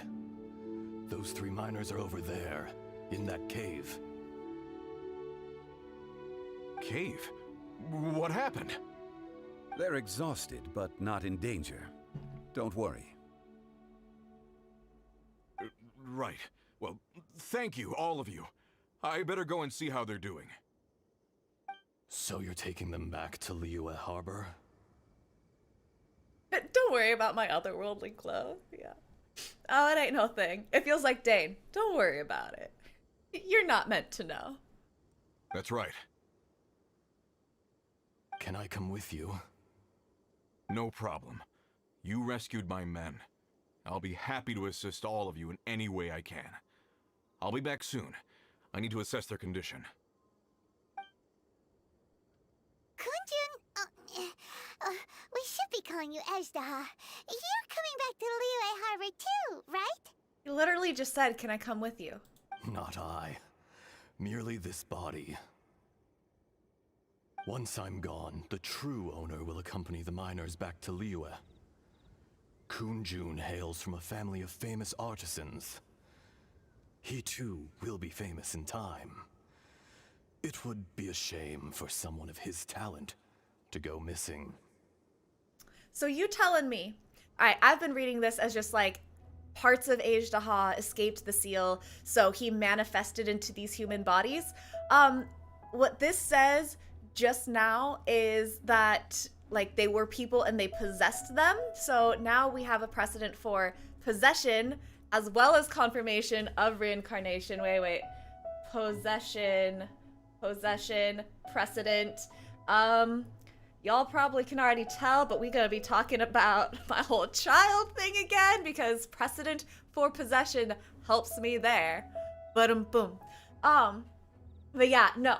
What this is telling me is that real people were possessed, and we just saw that little girl, Ju, go away in a puff of smoke. So did that little girl, who was a real person and not just a representation?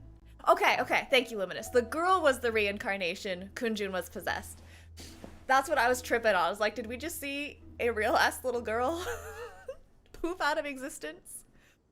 And then, yeah, he too will be famous in time. Is this a fate, prophetic sort of thing? Is this actually future, or is he just saying that, like, you know, they're always famous and he needs to get his chance? You always did have a great admiration for blacksmiths. Oh, blacksmith artisan. Curious how swords and daggers are blind, yet their creators see so much. Perhaps just a empathy guess. Okay. is mankind's proudest achievement after all. Ooh, I love that. Perhaps empathy is mankind's proudest achievement after all. Good one. Azhdaha, I am no longer the Geo-Archon. I can sense it. Okay. Please be about to tell me what a gnosis does. How are you able to sense it? Please. Today I am just an ordinary citizen. They're not going of to tell me Liyue. shit, are they? Even you met such a fate. Let's get the difficult part out of the way. I cannot guarantee that I won't be awoken a second time. No matter. If that day comes to pass, Liyue must prepare itself to face you. And how will Liyue fare without Rex Lapis? Alright, that was kind of a cute just like framing or how they staged that. Where don't you think that's how it's always been? Morax walks and Azhdaha follows. I feel like that was a representation of just like falling into their old patterns and the way the relationship has always been. Even without a god above, this remains a nation of men. I was once their god. I ought to be here to witness their rise and fall. All life is shaped and then ground away by the endless flow of time. You were always the strongest among us, yet it would seem that even you have been eroded. Yeah, I'll be back next week. That's unimportant. Fate is ordained by heaven.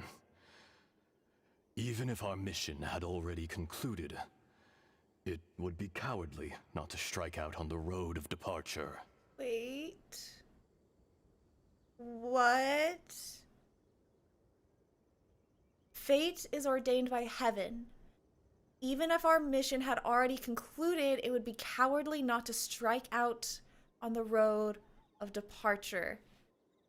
You may live forever, doomed to a lonely existence. Yet, even this is temporary.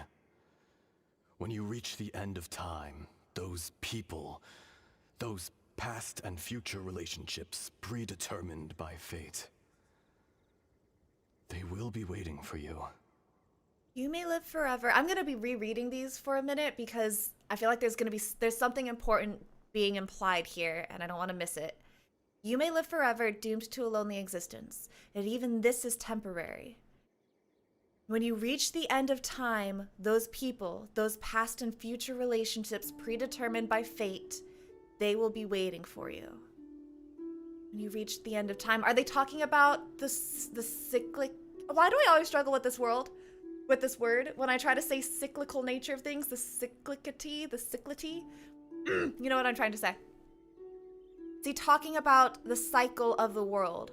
When we reach the end and have to be reset, these people, those past and future relationships predetermined by fate, okay, they will be waiting for you when we reach the end of time. I do not pretend to match your rhetoric when it comes to the subject of a life long lived. I fear that the life of an elemental being is longer than any in this world. Elemental being, so Zhongli, Chio spirit, that's not new. Though I'm glad, I'm glad they're talking about this, because I don't know if you guys remember in Discord the other day, we went into a pretty long discussion, Luminous and Cole mostly,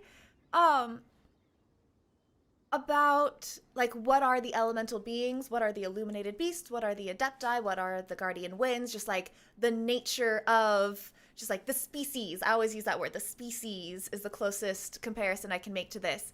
And then it was like very timely that we had this conversation just a few days ago, and now they're talking about elemental beings. So they're kind of confirming for us the conclusions we came to a couple days ago. It looks like we were on the right track. Cyclicity? Cyclicity. The taxonomy of magical beings! That's totally what it was. That's what we were working on. Cyclicity. Eh? Okay. Getting back to the topic at hand, I do not pretend to match your rhetoric when it comes to the subject of a life long lived. I fear that the life of an elemental being is longer than any in this world. Yes? Were it not so, you would have killed me long ago, and would not be having to face me again now. Is this going back to you can't kill gods? And that's all elemental beings. Yeah, that makes sense. That still aligns with our taxonomy of magical beasts. You've brought a smile to my face. When all is said and done, a reunion between old friends is an auspicious occasion. Hug! Hug now! That day in the chasm. Did you hesitate? A heart of stone is a heart nonetheless. But I am the god of contracts, and was for a time a god of the people of Liyue. A heart of stone is a heart nonetheless. It was hard for him. All he's saying here is how hard that battle was for him. You chose justice, but did not forsake your kindness. You came to me not as an assassin, and so I was willingly sealed away. I feel like this has to have been what happened with, Guizhong too, because Zhongli would never hurt Guizhong willingly. He would never want to. But they talk about how, you know, even those who were once his friends, when someone breaks a contract, they get the wrath of the rock. Has to have been same story with our dearest Guizhong. The movements of the Earth Dragon can tremble the earth and shake the heavens. With your abilities, even at my full strength, I struggled to confront you, let alone seal you away. The movements of the Earth Dragon, they're all so poetic. The movements of the Earth Dragon can tremble the earth and shake the heavens with your abilities. Hence my inception. Yes, explain this. Do not forget that I was there with Liyue's founder. The face may have changed, but the content of the contract remains intact. Old friend, God of contracts, I hereby honor our agreement.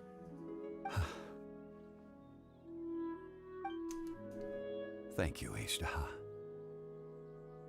My life is at an end. I will join the eternal flow of time. And you, Morax, you will live for many a day to come. Not only was that a mistranslation, what he said didn't even match didn't even match the thingy. Also, I did see that. I like that. Chinese Zhongli mentions that Azhdaha is slightly older than himself. That is quite important to me, to know like where they fit in the history of the world. Oh shit. Oopsies, sorry. I will go on with the infinite flow of time. See, infinite, but also when time comes to an end. There's something off here. Didn't he just say that when we reach the end of time? You're leaving? If it is fated, Morax, we will meet again. They didn't hug!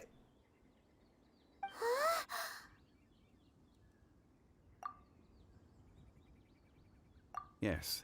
Don't be alarmed. He's only asleep.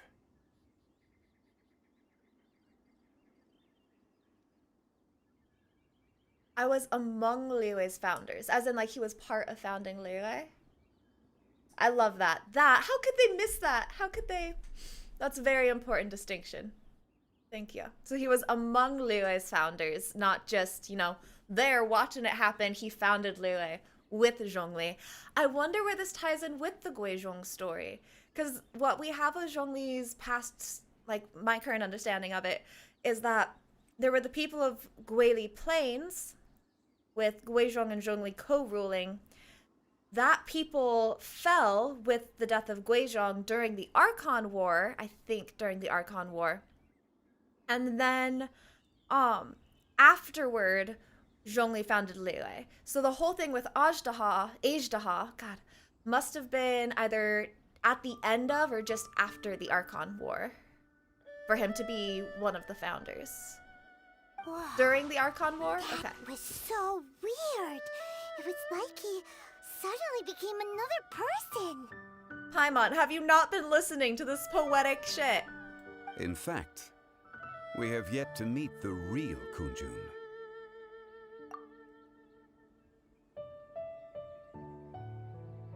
He was. Centuries may have passed since then, but events from 1,000 years ago remain crystal clear in my mind. Okay, so we have here evidence that Zhongli's memories don't erode as other rocks do.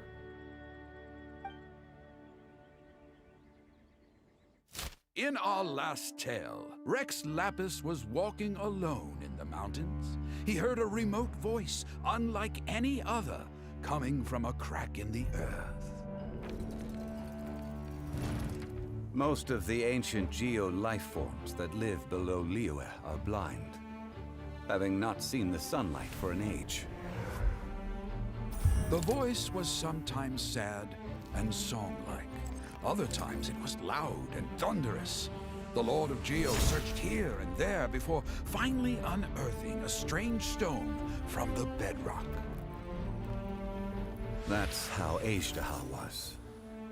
I answered his wish and took him above ground. The Lord of Geo took pity on the rock spirit and carved it into a magnificent work of craftsmanship, a vivid representation of a dragon. I bestowed him with a pair of eyes to see the world and came to an agreement with him. With his fingers, he made 2 eyes, quicker than words could tell. Lightning flashed and thunder roared, and a living, breathing dragon soared into the clouds.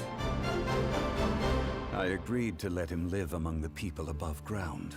But if the day ever came when he brought ruin to order, he would once again be sealed in the dark. The dragon accompanied the Lord of Geo, fighting campaigns alongside him in the four corners of the world. We have a saying to eulogize these events. The crash of a spear brought billowing dust. The mountains and waters made way at the sound. The sight of a dragon bestowed with a touch the promise of rainwater blessing the ground. Katie, is this what we're doing next time? I know I cry really easily, guys. I know it's super dumb.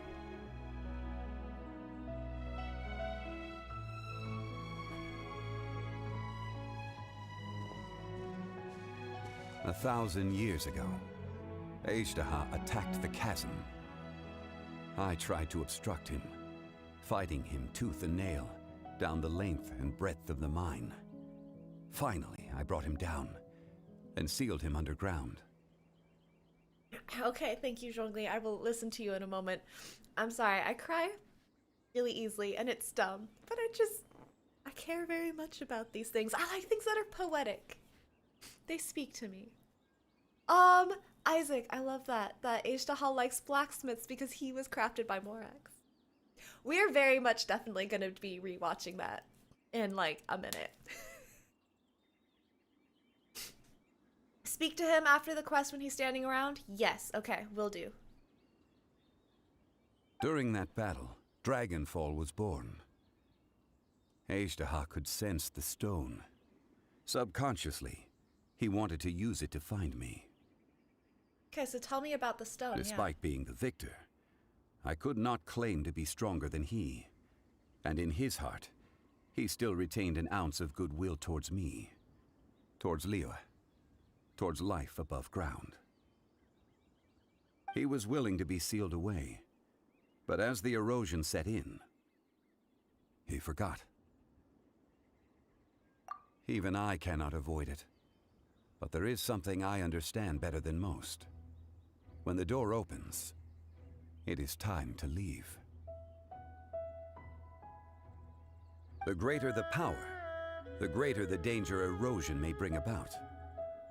The millennia may come and go, but even a stone may tire.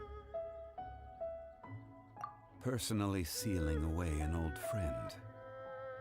This is just one form of erosion I have endured. People abandon and surrender the things they love to pursue the right path. Perhaps this is the erosion imposed on me by the natural order of this world. People abandon and surrender the things they love to pursue the right path. Perhaps this is the erosion imposed on me by the natural order of this world. So what stands out to me while I'm pausing here is that this is taking a different approach to erosion than the way it was described to us with regards to Zhongli. The way it was described to us with regards to Azhdaha, sorry. Because with Azhdaha, it was something he couldn't help. It was essentially him going mad, losing his mind due to erosion. This is a much more figurative, like Zhongli being washed away and ground down over his experiences. So that's less like he's being mentally touched by the effect of erosion and more the emotional impact it has on him as times change. So I don't know really what they're going for here because those are very different ways to approach erosion, and it's really entirely different. It's symbolically similar, but when we try to think about like, is Zhongli losing his memories and at risk of going mad, that's not what they're saying here at all. They're taking a more poetic approach to it. So I'm a little iffy on that distinction. Or they're not clarifying that for me, and I don't like that. And yes, this is a confirmation that elemental dragons are as strong as the archons. They're partners who stand beside them, not simply, servants. But I was a god of mankind. My identity may change, but my eyes will bear witness to the history of humanity. You still care a lot about Liyue. I'm gonna do this offline. You guys aren't gonna have to watch this, but I'm definitely going to be combing over this dialogue later. There's a lot about this that I need to let sink in and draw connections to other things. Call it part of my duty. Something's being hinted at here and I'm missing it. I must thank you both. No worries. Yeah, we want to ask you something. Yeah, we do. I Oh? forgot. About what? Oh yeah, Paimon nearly forgot. I forgot too! So, not long ago, we met a guy called Dane. He told us about Conria and the punishment of the gods. That's when we realized that those events were connected to the person we're searching for. Zhongli, you're a god. You've lived through thousands of years of history. Surely you experienced the incident?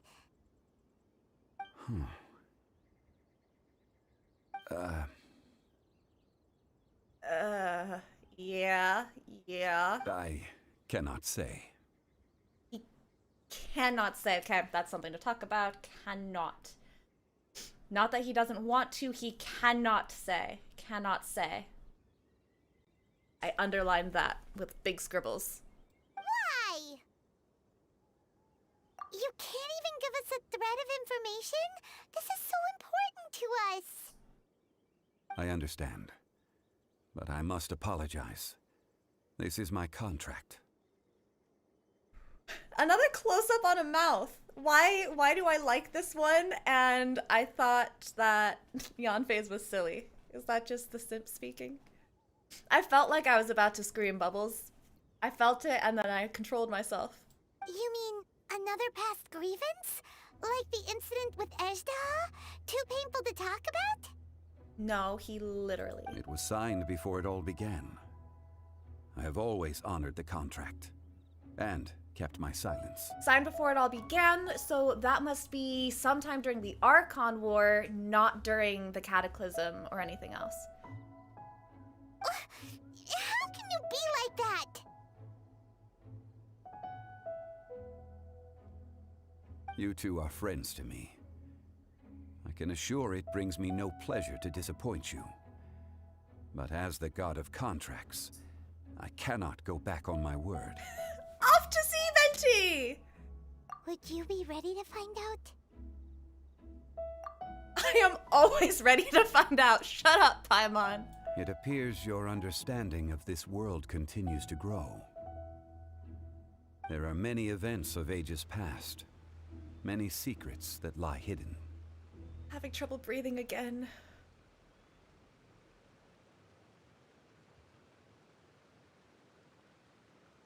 They have been eroded by time, forgotten by the people, abandoned.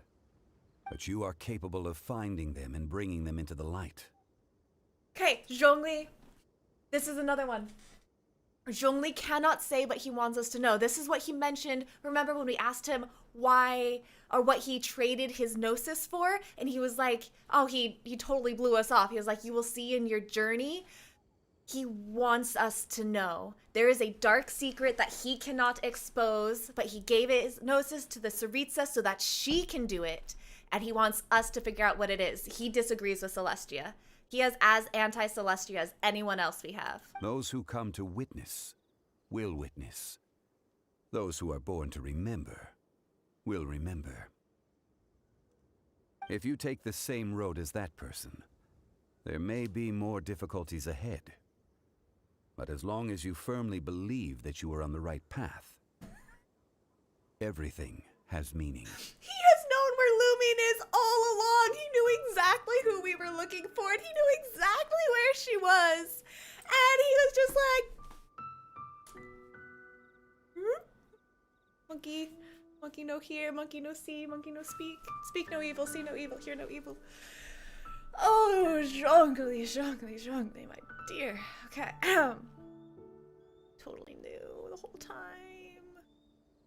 As long as you firmly believe you are on the right path, everything has meaning.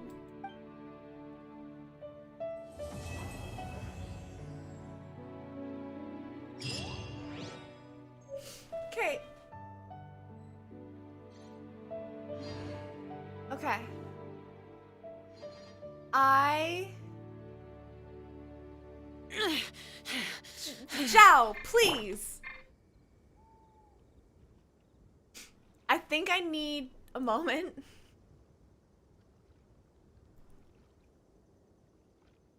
Before we do the analysis part, I'm gonna take a bathroom and water break, and come back with a brain. So give me just a couple minutes, like probably about 5 minutes. Do we want to go to a video, or can you guys just... Come on, let's get moving. Oh, wait. We're We not need to talk frozen to in him. place Okay, after we will all. talk to him. Let me do my bathroom break, and then we will talk to him, okay? Y'all can just stare at him, being pretty. BRB.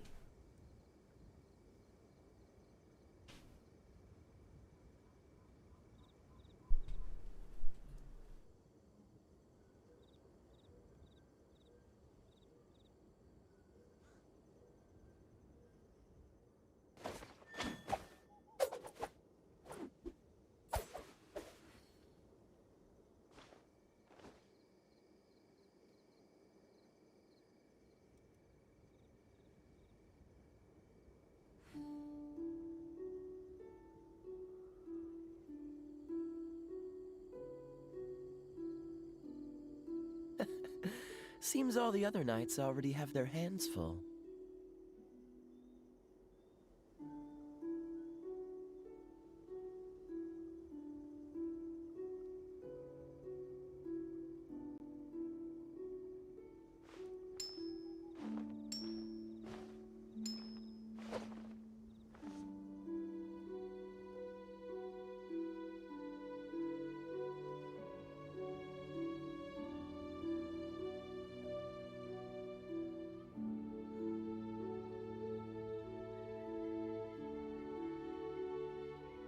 Come on, let's get moving. We're not frozen in place after all.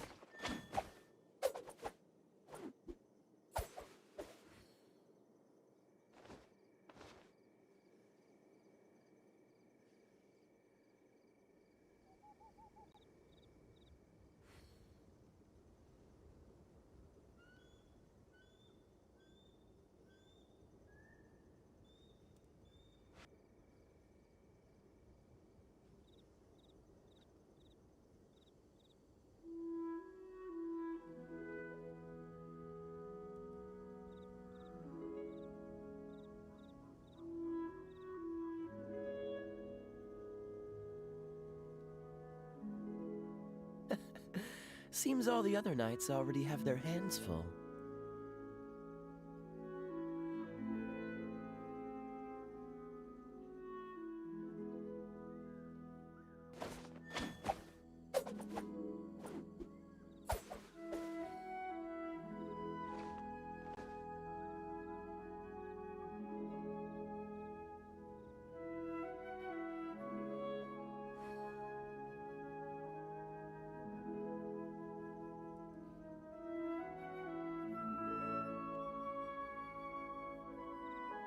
I didn't know you were such a slacker.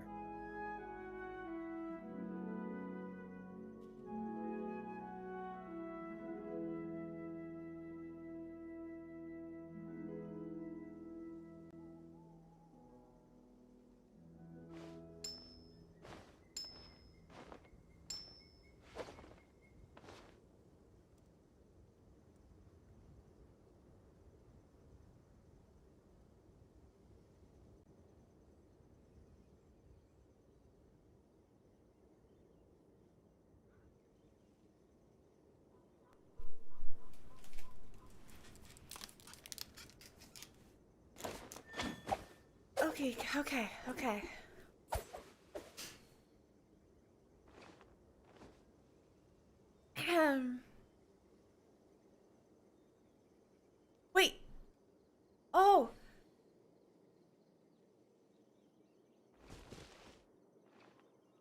Zhongli. Do we think Zhongli was signing Kiss Me More?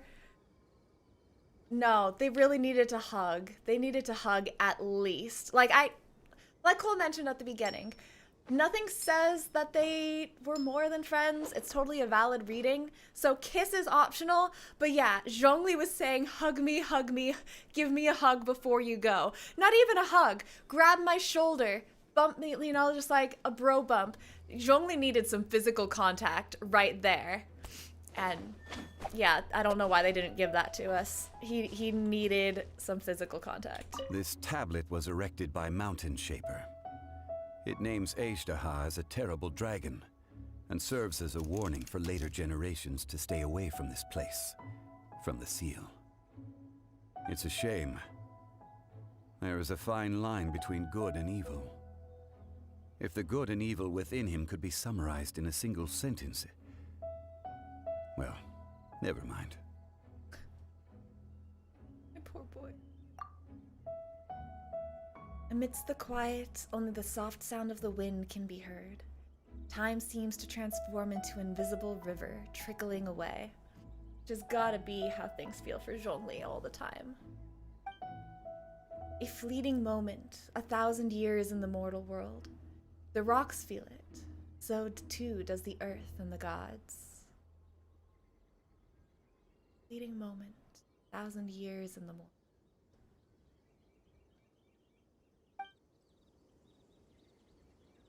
Well, that was meaningful. Oh dear. Oh man, that was a good line. I'm so glad I did not miss that. That was a good line. Okay. Where do we even start here, guys? Does anyone have like questions to get me started? Because I'm kind of floored right now. My notes are so reincarnation came up. That's something we can talk about, just like other signs of reincarnation that we have in game, which is mostly just the Rotsam and Arundulin situation. That's the only like very strongly hinted. Seems all the other knights already have their hands full. That's the only very strongly hinted reincarnation that we have otherwise. Oh, that was a time and wind thing again. So that one was more time and water as a river.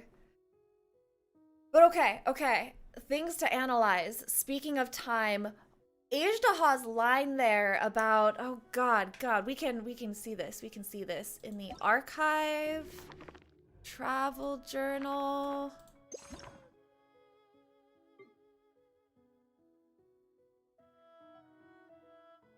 You.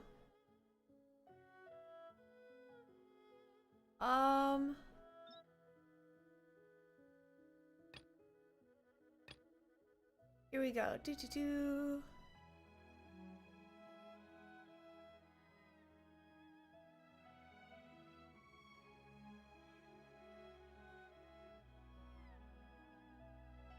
Here we go. Okay. Want to reiterate about Azhdaha's imprisonment being a term of his contract, not because he broke it. Very much. That is a good point, or like an important point there. This wasn't someone who simply went mad and like had to be sealed away as like punishment. It was that he went mad and a part of him knew it. A part of him remembered himself and that this isn't what he wanted, and he agreed to be sealed away for the good of all and the good of his friend and the good of what he believed in. So that was a voluntary. He put himself away for his principles. And that is very fitting. It's not at all what I would have called. I wouldn't have called that at all. So I appreciate the twist. I should meet with Azhdaha again in the domain. Does he want to tell me something with his giant body smash on the ground that is gonna hurt me? Is that what he wants to tell me? But really though, did that count as my fight for the week, or do I fight him again this week? But then Kunjun's line here, or Azhdaha's line. All life is shaped and then ground away by the endless flow of time. You are always the strongest among us, yet it would seem even you have been eroded. All right, that's just saying Zhongli has changed. He's no longer the Geo Archon. That's unimportant. Fate is ordained by heaven. Even if our mission had already concluded, it would be cowardly not to strike out on the road of departure. Does anyone have an idea on what this means? Because this line strikes me. I don't see what's being gotten at here, but something is there. Even if our mission had already concluded, what is this mission? Oh, he has different voice lines depending on if Zhongli is team or not? Okay. I will fight him with Zhongli in my party then. That's a good thing to know. But like, does anyone have ideas on what is this mission? This one. What is this mission? And it would be cowardly not to strike out on the road of departure. So I thought the road of departure was, you know, him dying, not really dying, but going back into his seal. Yeah. Him going back into his seal. That's the departure from this world. So it would be cowardly not to strike out. But what did he... Yeah, this line is bothering me. I don't like it. I'm making a note of that. There's going to be something that puts that into context eventually, maybe. But then there was this one. You may live forever, doomed to a lonely existence. Yet even this is temporary. When you reach the end of time, those people, those past and future relationships predetermined by fate, they will be waiting for you. One thing in Chinese, when Kunjun said the natural order, what was that one?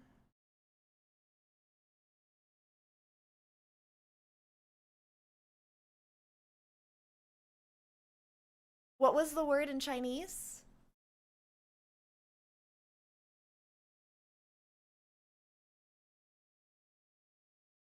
And then, oh cool, I see what you mean. It would be cowardly to try and cling to life when it's your time to go. I see it. Oh. Thank you for the follow, Lednu. I'm glad you're having a good time. Welcome. Fate is ordained. Yeah. Let's talk about fate. And then, yeah, okay, so the natural order I'm seeing has also been translated as destiny or the heavenly order. We've seen it with godlike entities. Havria's death, when unwanted, resulted in a vast explosion of her power. Oh, okay. I see what you mean. When gods or elemental beings, which we decided are in the same class, the same species, when they die unwillingly, that's when the damage happens. So he's saying for him to leave peacefully, he's got to go for it. He's got to be willing. That makes sense. Okay. I will accept that one. Now, natural order. Where is natural order again?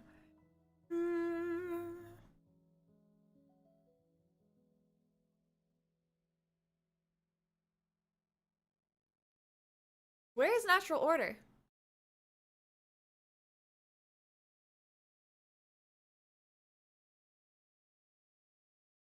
So, fate has been important to us for a very long time. Oh, in the cave after the fight. In the cave after the fight.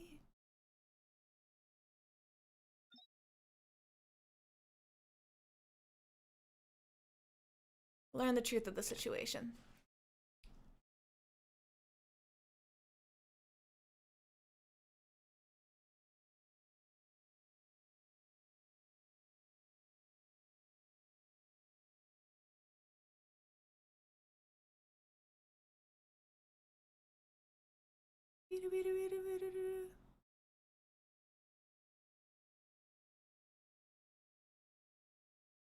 Come on! Everything about coexistence.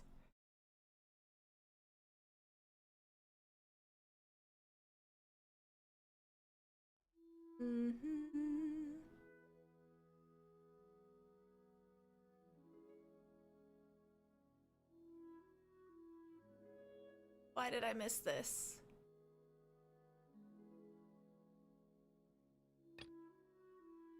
No, that was after we left the cave. Oh, this reminded me of that cutscene that we have to watch again. But no, where do we talk about natural order?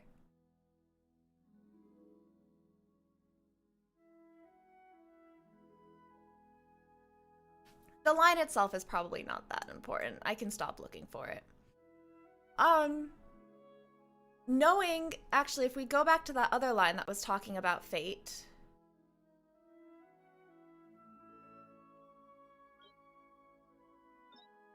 Which, hello?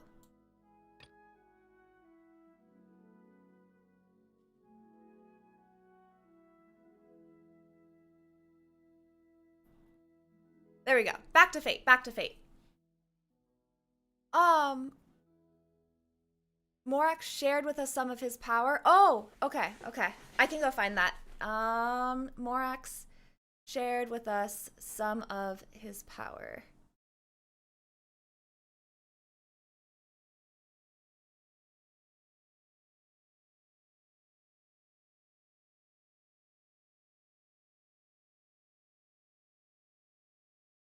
Morak shared with us some of his power to prevent further erosion, but it was futile.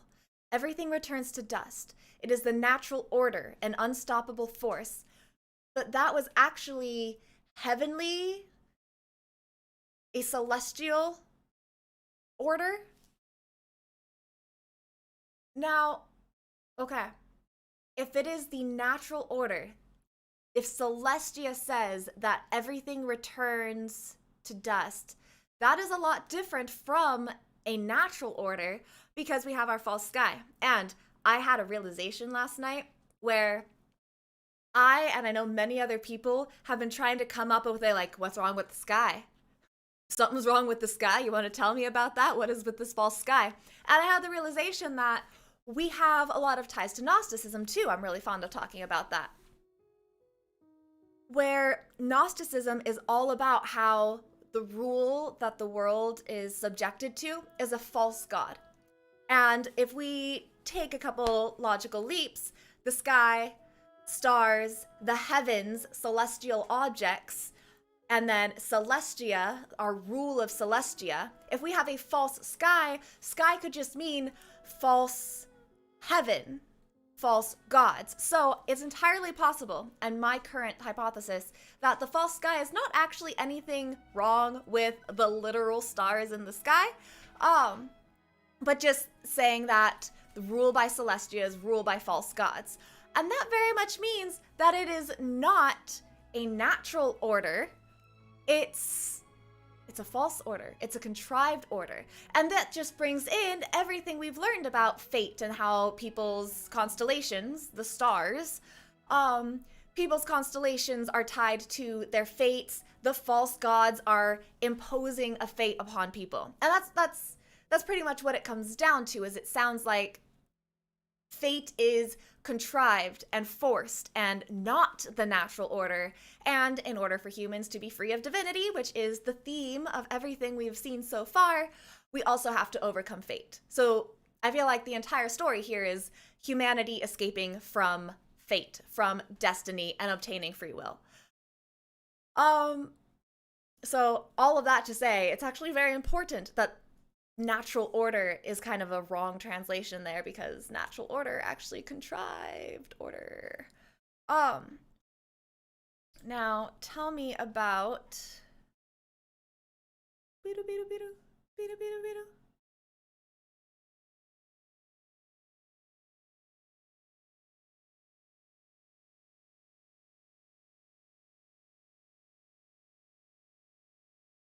even your lonely existence is temporary. Oh my god, Euphrasia calling me out on a Twitter post I made a few days ago. I used to think I liked to theorize, but I've decided that's too much effort. From now on, I will do nothing but consume fan art of Zhongli, Child, and Kaya. Alright, I want to clarify.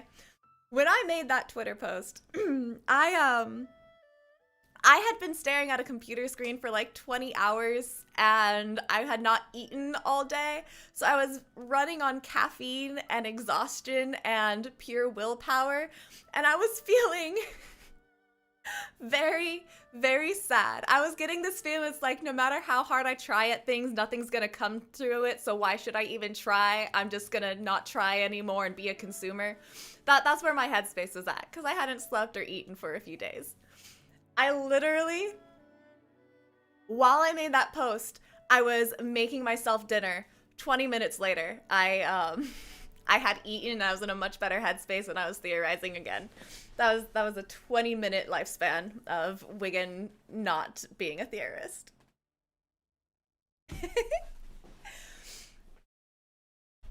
So, hi Belzy. Sorry, yes, you're quite late. Look at Shrine. Look at Shrine. We're looking at Shrine. You can go away. We don't need you. In fact, no, stop. Pause. We need to go find that cutscene. We need to. Why did I type anything and we just go here?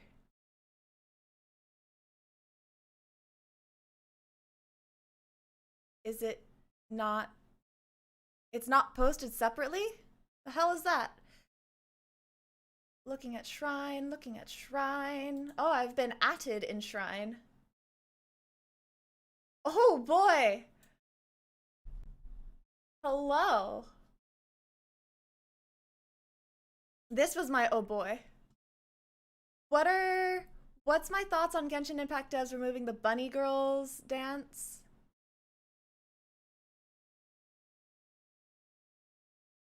Sorry, Zeron, I actually have no idea what you're talking about.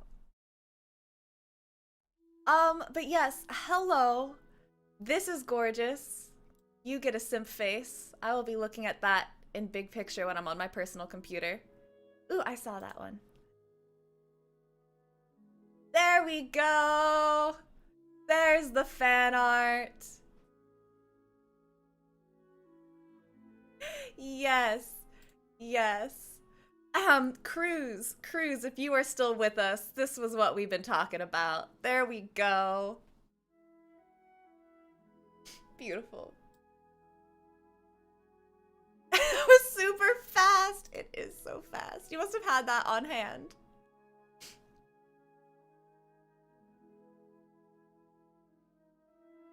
Yes. Oh, I'm so glad the scene is being pointed out because I was rather touched by that. Like, I was still reeling from his whole incredibly sexy moment of just the slowly walking forward. That was such a good choice where they focused in on his legs and we saw him slowly walking forward.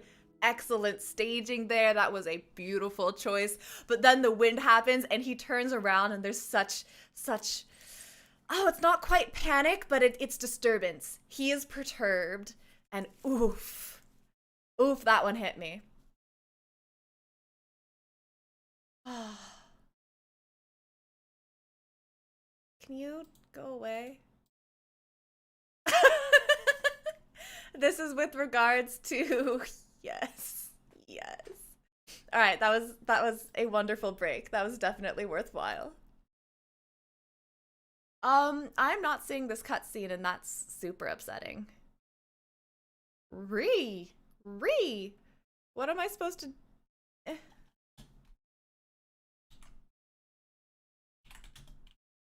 There are a couple cutscenes we need to see again.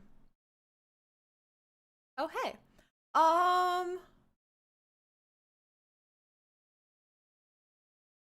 Okay, this is an important one. But how is the, like, for real cutscene not up yet? Huh? This is... The missing miners are here! What are they digging for? I'm afraid that this whole tunnel is the fruit of their strenuous labor. Huh? That gate! Has it been there all along? Digging a tunnel to this ancient seal. Had they not been discovered, they would undoubtedly persevere to the gate.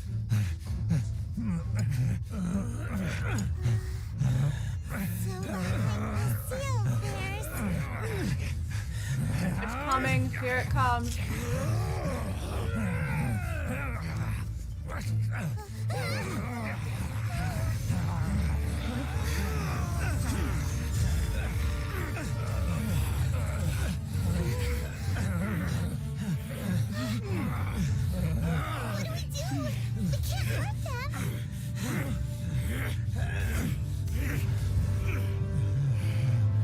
Yes!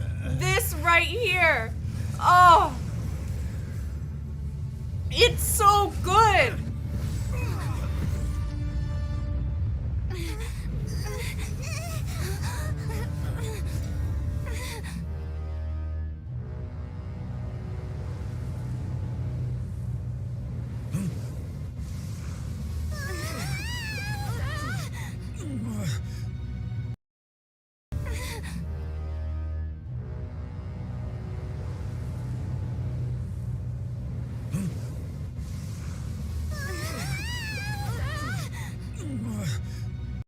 So good!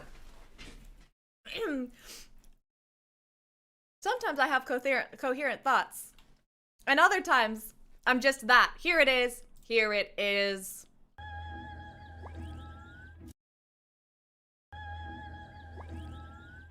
In our last tale, Rex Lapis was walking alone in the mountains. He heard a remote voice, unlike any other, coming from a crack in the earth. Oh, thank you, Luminous. Sorry, I didn't see it. Most of the ancient Geo life forms that live below Liyue are blind, having not seen the sunlight for an age.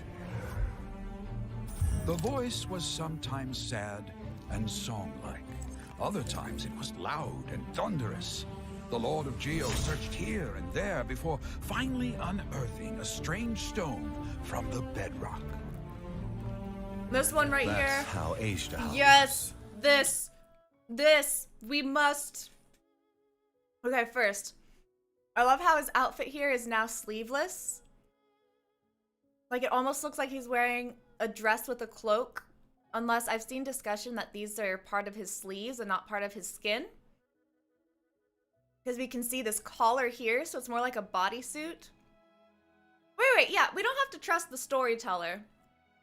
But Zhongli has lines in here too, and I believe the Zhongli parts of it. And even without, like, believing him as far as truth, he still delivers this incredibly well. But yeah, this scene right here, guys, watch. Next stream, this might be my desktop background.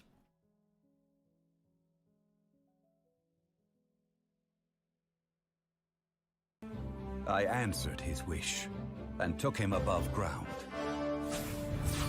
The Lord of Geo took pity on the rock spirit and carved it into a magnificent work of craftsmanship, a vivid representation of a dragon.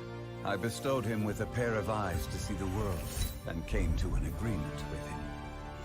With his fingers, he made 2 eyes, quicker than words could tell. Lightning flashed and thunder roared, and a living, breathing dragon soared into the clouds. I agreed to let him live among the people above ground. This one too, this one right here, might be the desktop background of my other monitor. Like, I'm not sure what it is about this scene that speaks to me, but it might be the hand thing. Go forth, my friend, my companion, go forth. So on point, so gorgeous, incredible. Ooh, I like that. Kunjun and Ju both wear glasses, a callback to the eyesight thing. I like that a lot. That's very cool. But if the day ever came when he brought ruin to order, he would once again be sealed in the dark. The dragon accompanied the Lord of Geo, fighting campaigns alongside him in the 4 corners of the world. We have a saying. Completely joking. This is a joke. But 4 corners of the world? Are they Flat Earth Tavot? Flat Earthers, anybody? To eulogize these events. The crash of a spear brought billowing dust. The mountains and waters... Oh, Oh wait, I didn't see this one last time because I was looking at the clouds on the mountains. I didn't even see them in the corner. Their little silhouettes. It kind of looks like they're holding hands. But no, look. Morax is just standing there with his arm on Azhdaha's, like, I don't know, leg, arm, forehoof. Like, this is a sweet moment right here. Didn't even notice it because it was dark among all the lighter colors. But here they be, just nice companions. Made way at the sound. The sight of a dragon No, bestowed. no, and that's his tail! I didn't even see that. I didn't realize that was part of his tail. With a touch, the promise of rainwater blessing the ground.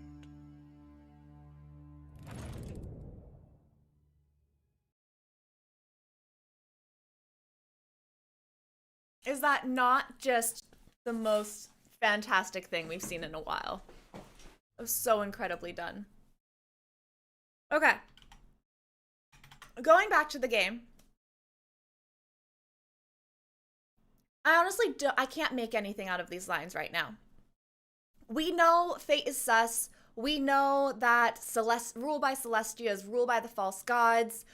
Therefore, everything we're doing is to try to escape fate.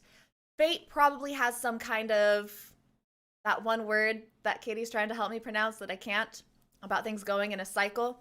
Sheltered, the perpetual meantime of a sheltered eternity because everything is reset. I feel like that's what when you reach the end of time is about. When we reach the end of time and we're about to go to the reset. I know you're trying, Katie. Oh my god, How to Train Your Dragon featuring Zhongli. I love that movie. That's actually one of my favorite movies.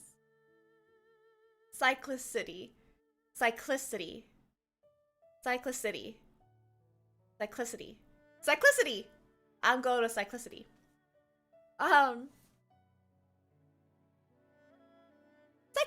I did it! I did it! Okay.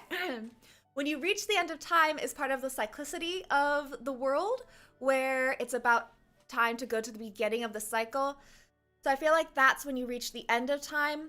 But this implies that Kunjin and Zhongli, like, they know what they're talking about. So they're well aware of the cyclicity of the world. Which goes back to Zhongli being aware of everything, but being unable to talk about it.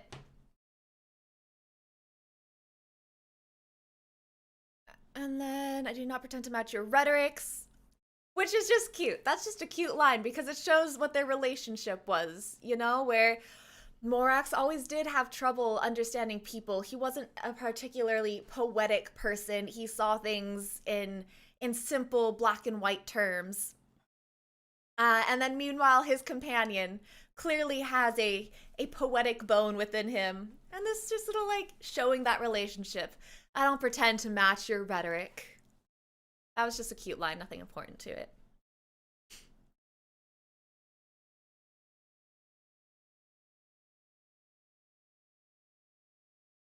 Yep, trying to kill us here.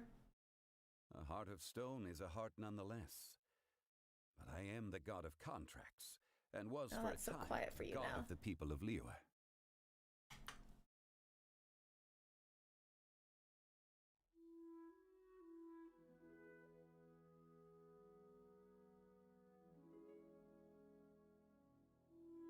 My life is nigh on eternal. I will go on with the infinite flow of time. And you, Morax, you too will live for many a day to come. So we have an infinite flow of time. We have our sheltered eternity, but also cyclicity of things being reset and an end of time.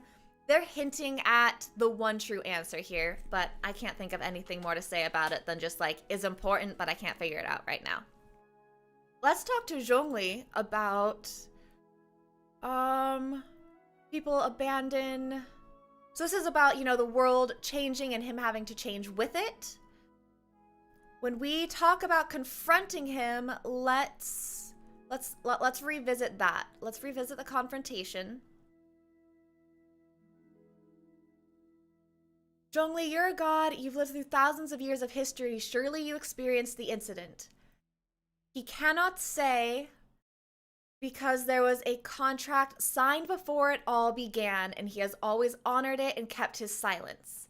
So too has everyone else. Thanks for the sub, Swirl. Love you. Elemental energy returns to the ley lines. It is eternal. I like that. I like the ley lines. The ley lines I've been neglecting here. We talk about Celestia, the false gods up above. The ley lines seem to be I see them as the truth of the world. You know? She just tweeted Azhdaha lore 2 minutes ago. Oh, I don't have to avoid Twitter anymore. I've been on Twitter quarantine today. I'm on. Oh, can someone check the dev discussion and tell me if I want to read it? Thus was a dragon forged from a sovereign's duty and a friend's loyalty. Thus did a ray of light illuminate the dragon's eyes, freeing the transcendent being to explore the world. Yep, 2 minutes ago. Literally just now.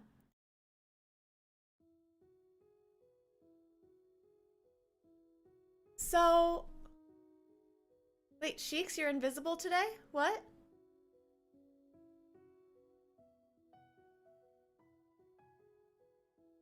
Don't understand. The only one I'll exempt from any wrongdoing is the current Dendro Archon. Baby didn't do shit. We don't know that. Maybe Baby was part of killing the original god of the woods and destroyed him. Maybe he's a usurper. We don't know.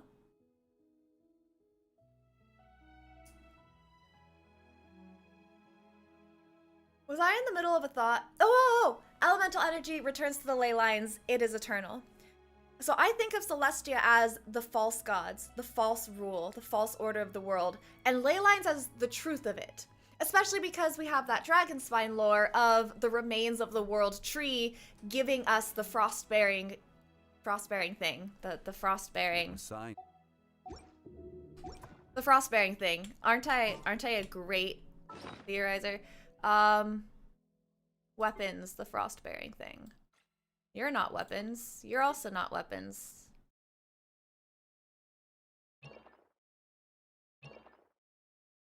I wish I could sort by type.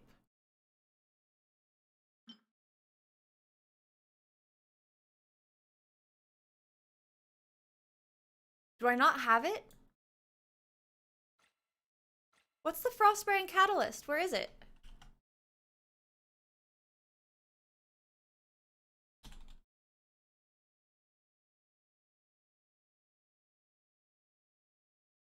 And he gives us Frostbearer. It's called Frostbearer.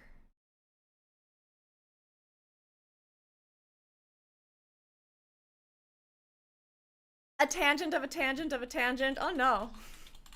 Oh no.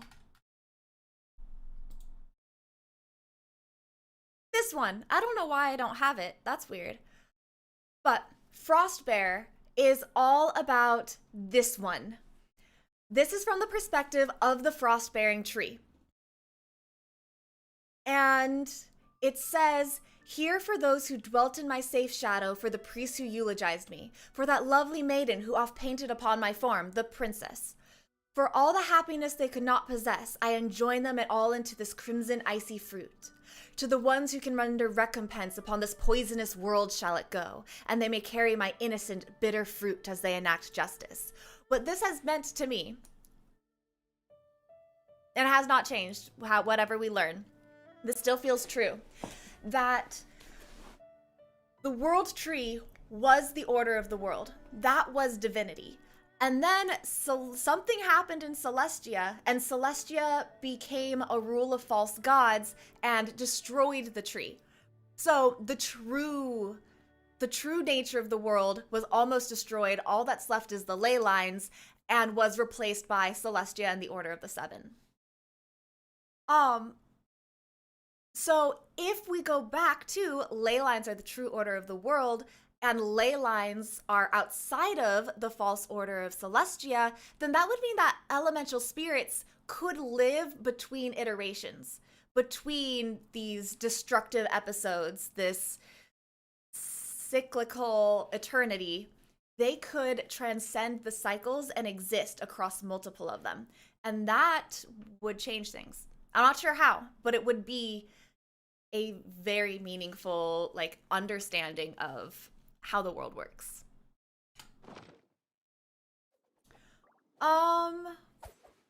Kuching will get a quest during the Moon Chase, Wind Chase Festival. Kuching getting a quest during that. That's interesting. I mean, she deserves it. She needs a quest, but during Wind Trace is interesting. You sent me a screenshot.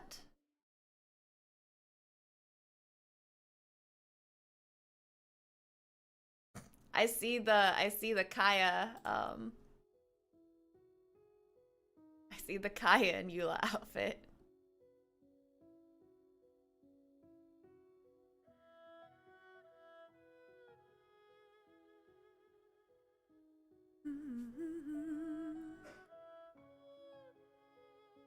I'm looking at my notes. We talked about fate. The possession precedent. Okay, so we just saw Kunjun get possessed by Azhdaha's will. And we all know... Oh, hi, Giles! Happy sleeping. I don't know if you're already asleep, but good night. We just learned that possession is a thing. I like that precedent because I just wanted to comment on it going back to my child theory. The child was corrupted, marked, tainted by the abyss. I haven't chosen which word I like best. If we think of some being in the abyss having a will of its own, and child has that voice line. Nope, that's not what I want.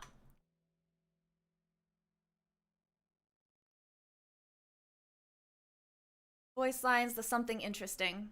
Yes, I absolutely have it memorized. Huh?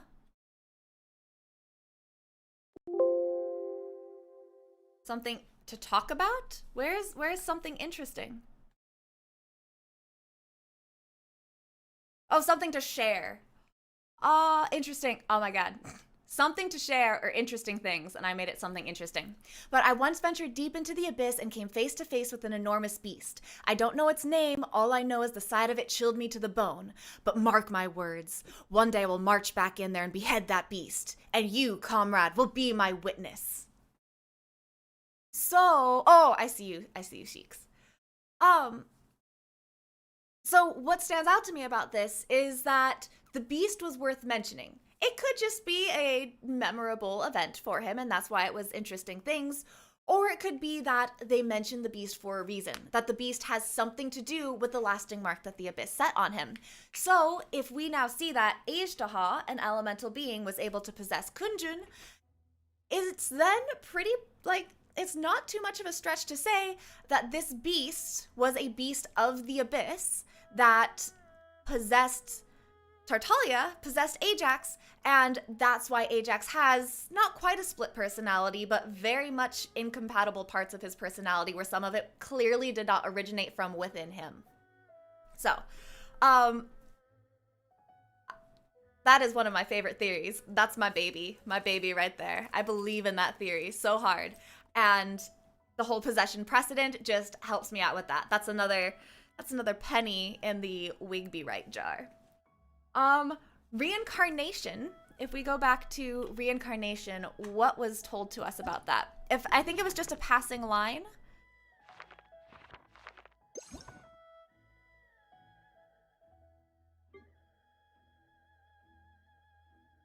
Man, I wish we could search through these. And his master Skirk, who taught him abyssal martial arts, I still wonder a lot about who Skirk is, what Skirk wanted out of training Ajax.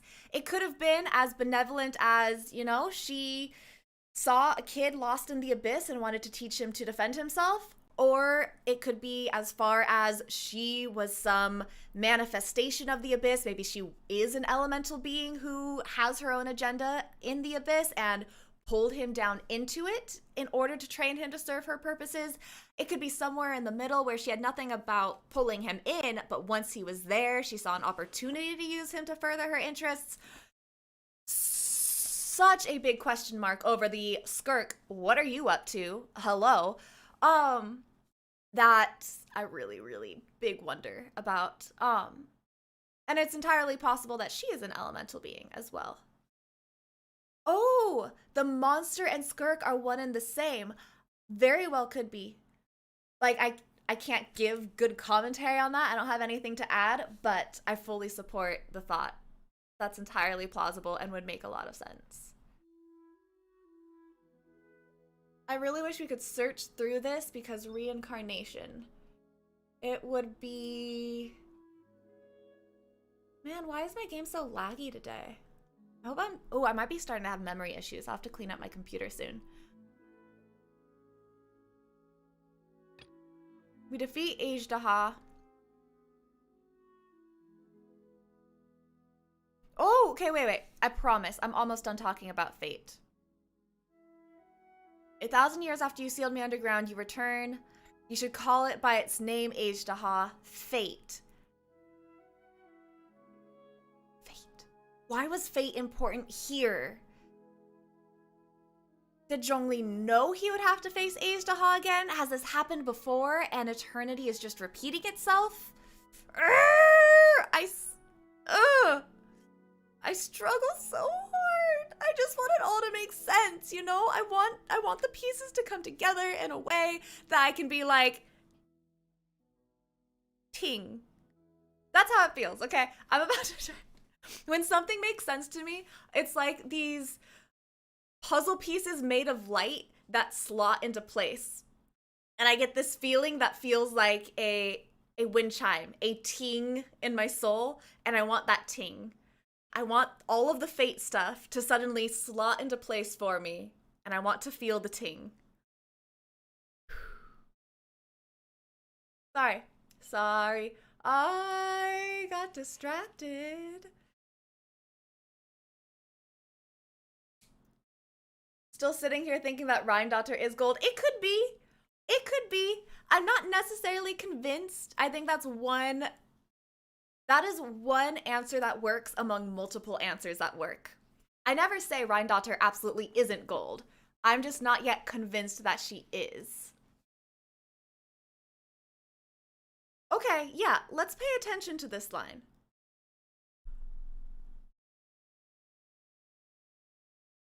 So here lies the wisdom of the gods. Destroy all seemed redundant, enlist tyrants to ravage the wilderness. Gnosticism! Gnosticism tie, guys. This is it. This is it all over again. Same damn fucking thing.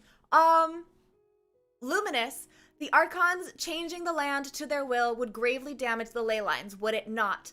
I agree, and I'm gonna tie this into my Gnosticism agenda too, because the wisdom of the gods, the order of Celestia, order of the seven. Destroy all seemed redundant. Okay, fluff words. That's him being maybe a competing geospirit is how he's reading that. Enlist tyrants to ravage the wilderness. All of the Archons shaping the world to themselves, damaging the ley lines, ravaging the wilderness. And this says that the gods, Celestia, enlisted the tyrants to do so, to shape the world as they wanted it to be. And that is Gnosticism in a nutshell. That the false god created, enlisted, I forget the details of like whether the Archons existed and were summoned or if the false god created them, but the false god took 7 Archons to help it rule the world. So the 7 Archons are the lieutenants of the false god to help him keep control over humanity. So right here, the wisdom of Celestia, destroy all seemed redundant. Oh, maybe perhaps the fact that there used to be many gods, many of each element, and now you said that there can only be 7, and that the Archon War was you saying, oh, hey, all of you gods, there's now one of each element, so fight over who gets to be the representative of our element. Destroy all seemed redundant, as in take many and say only one of you gets to keep your power. Destroy all seemed redundant, enlist your tyrants, your gods, to control the world and destroy the ley lines. This line, how do I make a note to do something with that? Because that all makes sense. I got my ting feeling. Teeing feeling, and so here lies the wisdom of the gods. That's what I'm gonna write down. So here lies wisdom. Wisdom of gods line.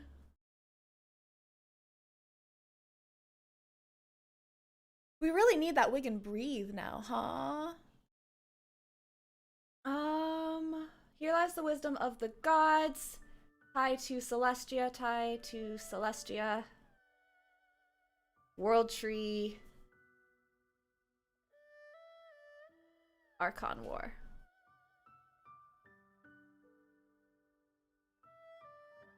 Okay. Whew. Whew. Put it on a sticky note for my monitor, and it will live there forever, and I'll never actually do something about it, you know?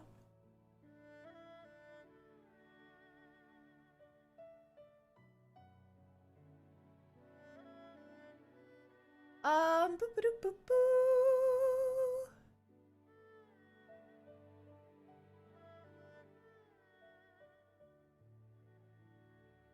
Okay, I'm caught up. Thank you for drawing my attention to that line. I kind of didn't notice it before, but that felt so important. Now, the fact that that line came right after this talk about fate, Zhongli seems so sure that their meeting was ordained by fate, and that's another thing that I kind of don't like. Kind of don't like it. Curious about Ball. She will set the precedent for the rest of the Archons. Yes. Ball, I am hoping, is going to teach us a lot about Gnosis and the Archon War, the Order of the Seven, because not only is she the first of the Archons we met that aren't one of the originals, we're pretty much promised that each of them, the remaining Archons, are going to be antagonistic in some way.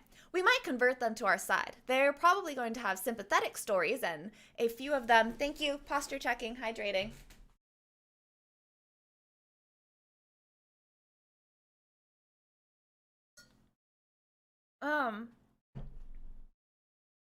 Zhongli stories tell us that the ones who aren't the original ones do not fulfill their purpose of being guardians of humanity, or to guide humanity. I suppose we're looking at the game. We could look up Zhong's story. But we know that they're all going to be antagonists because you're MacGyver, wig breathe.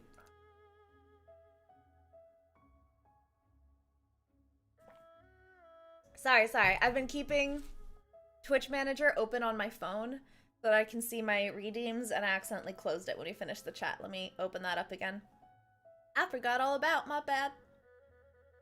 There we go. Now I can see my redeems. Thank you.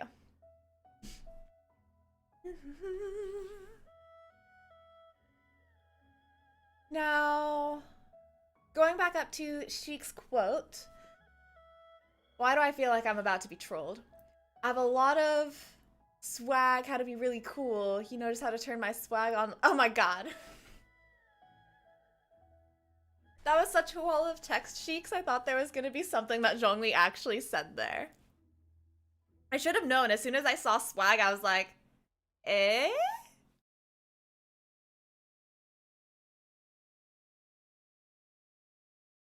So, a little bit of background on Azhdaha. They told us the story of how Azhdaha started to erode, where he talks about learning the truth of the situation, where we go find all the stuff about erosion.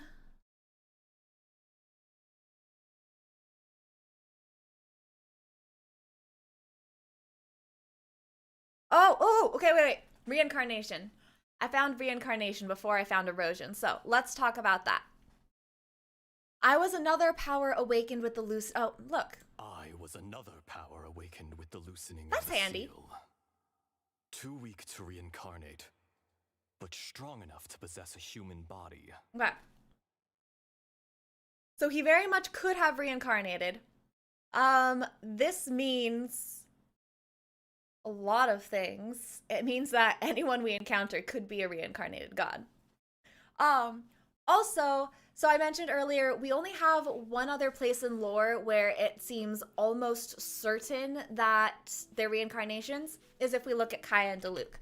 We're gonna do another wiki journey right here, looking for Arundelen.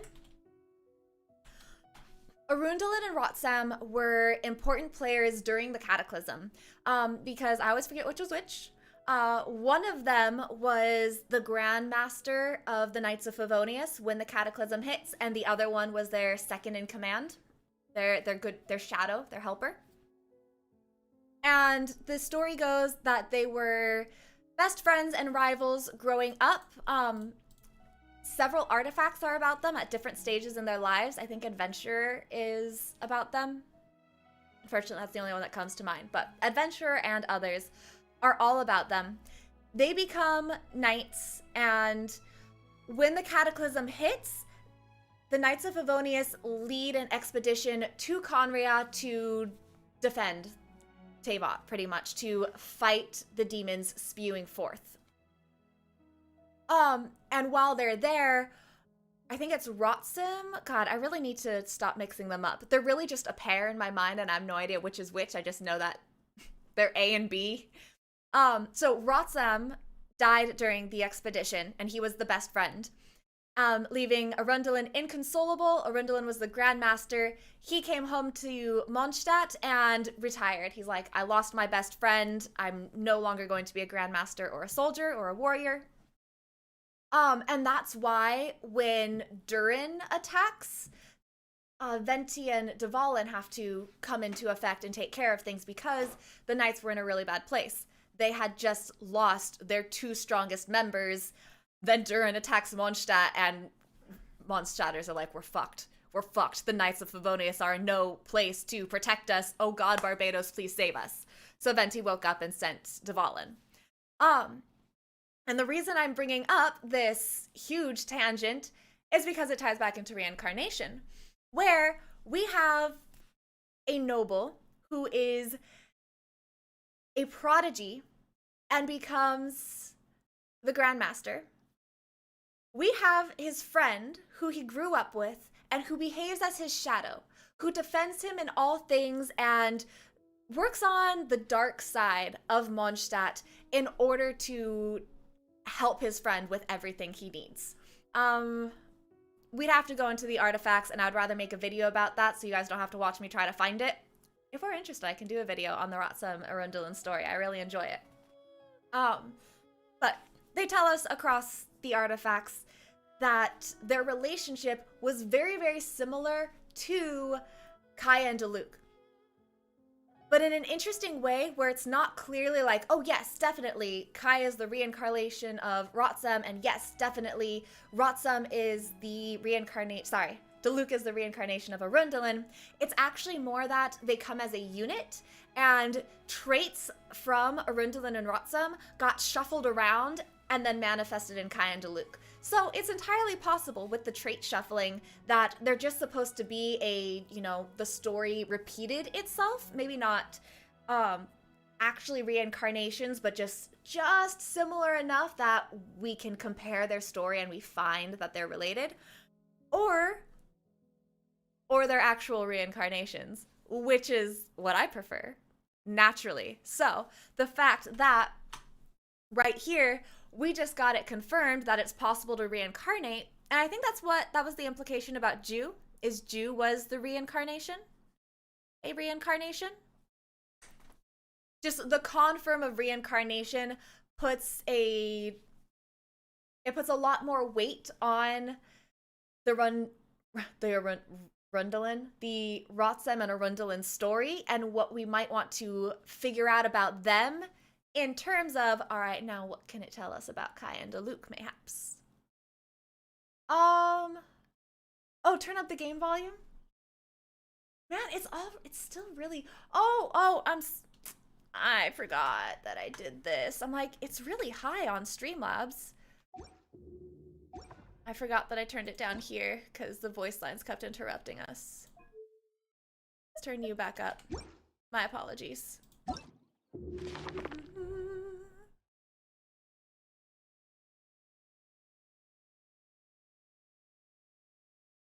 I missed something. Yeah, all I want is that skin. I just want the Morak skin. That's all I want in this game. I talk big about, like, give me the answer to fate, but no. I actually just want the Morak skin, and I will be happy. Nothing needs to make sense, just give me sexy Zhongli.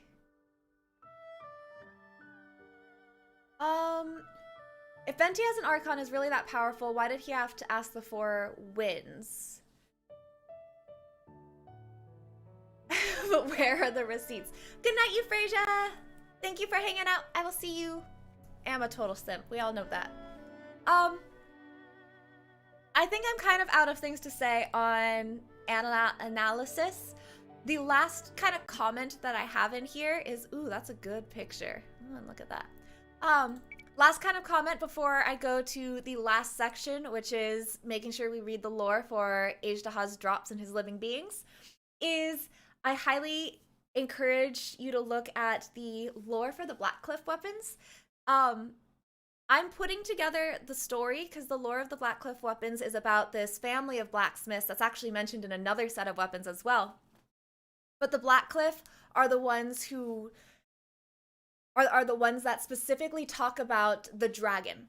And I remember being confused when I was reading those, thinking like, all right, is this before Azhdaha was sealed away and they disturbed the dragon, that's why he went on his rampage and was sealed away in the first place? Are these taking place where the dragon is disturbed in the chasm after he was sealed away and it was foreshadowing for him awakening? You're welcome, Sheiks. God, can't believe you got me with that. But this really confirmed it to us. They were talking about how he ran into the chasm. That's where Zhongli had to chase him down in order to seal him away.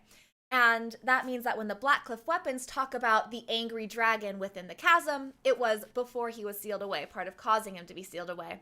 And it's more affirmation or more context, more background to the whole humans destroying the world was what eroded Azhdaha's sanity. Because they mentioned that the chasm was human greed. And it was that as humans needed more and more ore, they dug so deep into the earth that they reached the earth's core. And the mountains became unstable and there started to be a lot of earthquakes and cave-ins and rock slides because the tunnels were so extensive that they were destroying the integrity of the ground. So human mining was destroying shit. Human mining was destroying the world. And what it reads as in the Blackcliff stories was just like anger. They're disturbing the dragon's land and so he's lashing out at them. But this gives us the context to those that like, no. When the weapons talk about the dragon being disturbed by their presence in the mines, it was that their presence in the mines was destroying the dragon and eroding away his sanity. And that's not something the weapons mention at all, but it's very important to really understanding when you're reading them. All right, there we go. I guess you don't need to go read those because I just summarized it. That was why I wrote down the Dragon Attack Chasm Blackcliff in my notes. So, moving on to the very last section, we're gonna read his drops. It's probably not gonna give us any more like exciting lore stuff because I think we've learned all we can possibly learn. But it might have some poetic lines, and we know how I love those. So, the final phase of the evening. You're right, it was obviously fake. I saw swag and I knew, but I was gonna give it a chance. All right. The enemies of note, Azhdaha, an enormous dragon as ancient as the mountains themselves.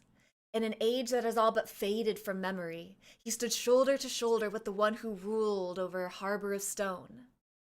But in the end, the two came into conflict, and the dragon was banished to a dark place deep underground.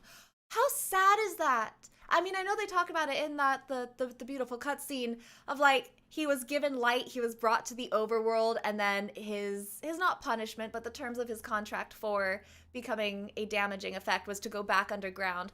But the fact that they pointed out it's dark because creatures under there are blind, that makes it all the more tragic. And he was banished to a dark place deep underground. Over the long years of his imprisonment, his power has slowly dissipated. He has also become disfigured from the various kinds of erosion he has been subjected to. The faint rattling of this dragon's lord's shackles and his deep, angry growl echo through the bowels of the mountains like memories of a bygone era. promotional material, actually. They showed us that before. We already knew about that. If we go to materials, are they in materials yet? We might have to go to Honey Impact for these ones. I know there were 3. There's his 3 drops, of which I have none. Because I haven't gone to fight him. Honey Impact, where you at, bro? I at least need their names, though.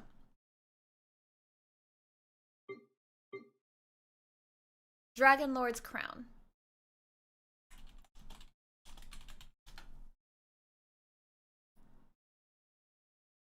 There it is. Eh?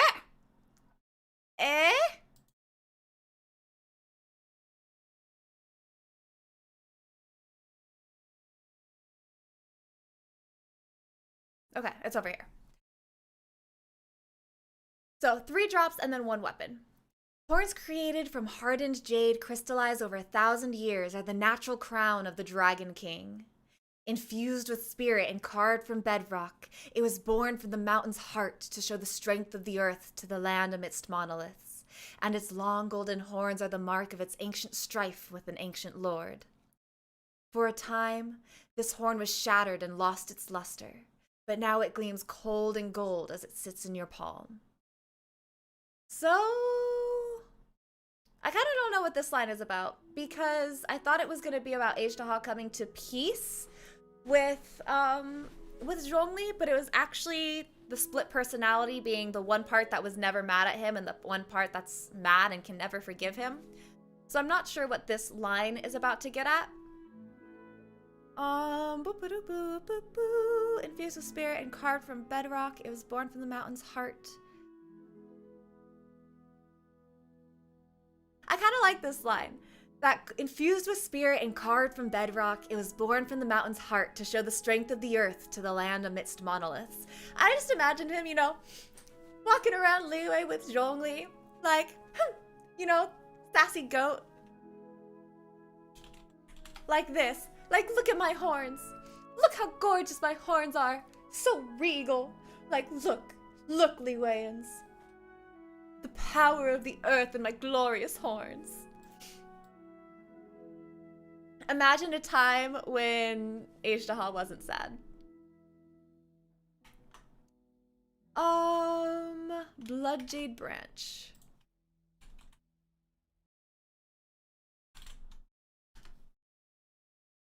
Beetle beetle? Beetle beetle beetle. Oh! That makes sense. Okay, good to know. Walking around Liyue with Zhongli talking about the key to swag. Yeah! Glowing horns! Can we please go back to our belief that Morax also had glowing dragon horns? Because I have yet to see it in fan art. He's always wearing that hood, and that makes me think no, but I want to believe anyway. I need Morax to have dragon horns, okay? Nurtured by the might of the Dragon King. Oh, actually, I didn't mention this on the other one, but this is important to me. They keep calling him the Dragon King. And, you know, that's something that misled me before I saw the quest. Because I thought that, you know, Dragon King, and we have Zhongli, who, one, takes the form of a dragon, but he chooses that. That's not necessarily inherent to him. But Rex Lapis is King of Stone, and we have a stone dragon that they're calling the Dragon King. It kind of made me think that they were competitors. That the Dragon King had a domain of his own, especially because they talk about how the thingamadobs, how the bishops followed him. It very much made it seem like he and Zhongli were going to come at odds because of a power struggle. So that was just very misleading for me. Knowing that the bishops followed him and calling him Dragon King, to me was always like, so you're telling me they never fought? Or that, you know, they were never against each other? Of course I adore what they ended up doing. Actually, that quest was fantastic. I was very pleased with it. But calling it the Dragon King, like, let's put it into our new context. He's standing by Zhongli's side, and he's just so proud. Oh my god.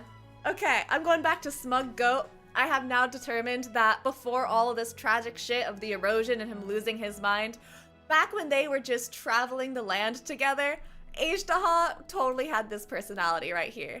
He was a smug kitten. He was a smug little dragon. He's like, I'm proud to stand by my Archon. I am so proud to be Morax's friend. And he was totally like, as he stands behind the Archon, he is the king of the dragons. Just like, that's a lot more fun than I thought it was going to be. I thought it was going to be rivals.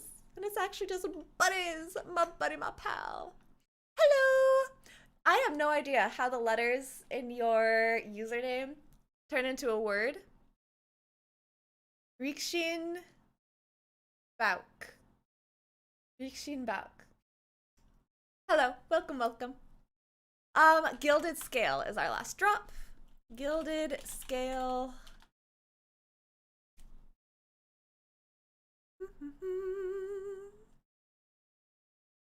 It's our relation to you.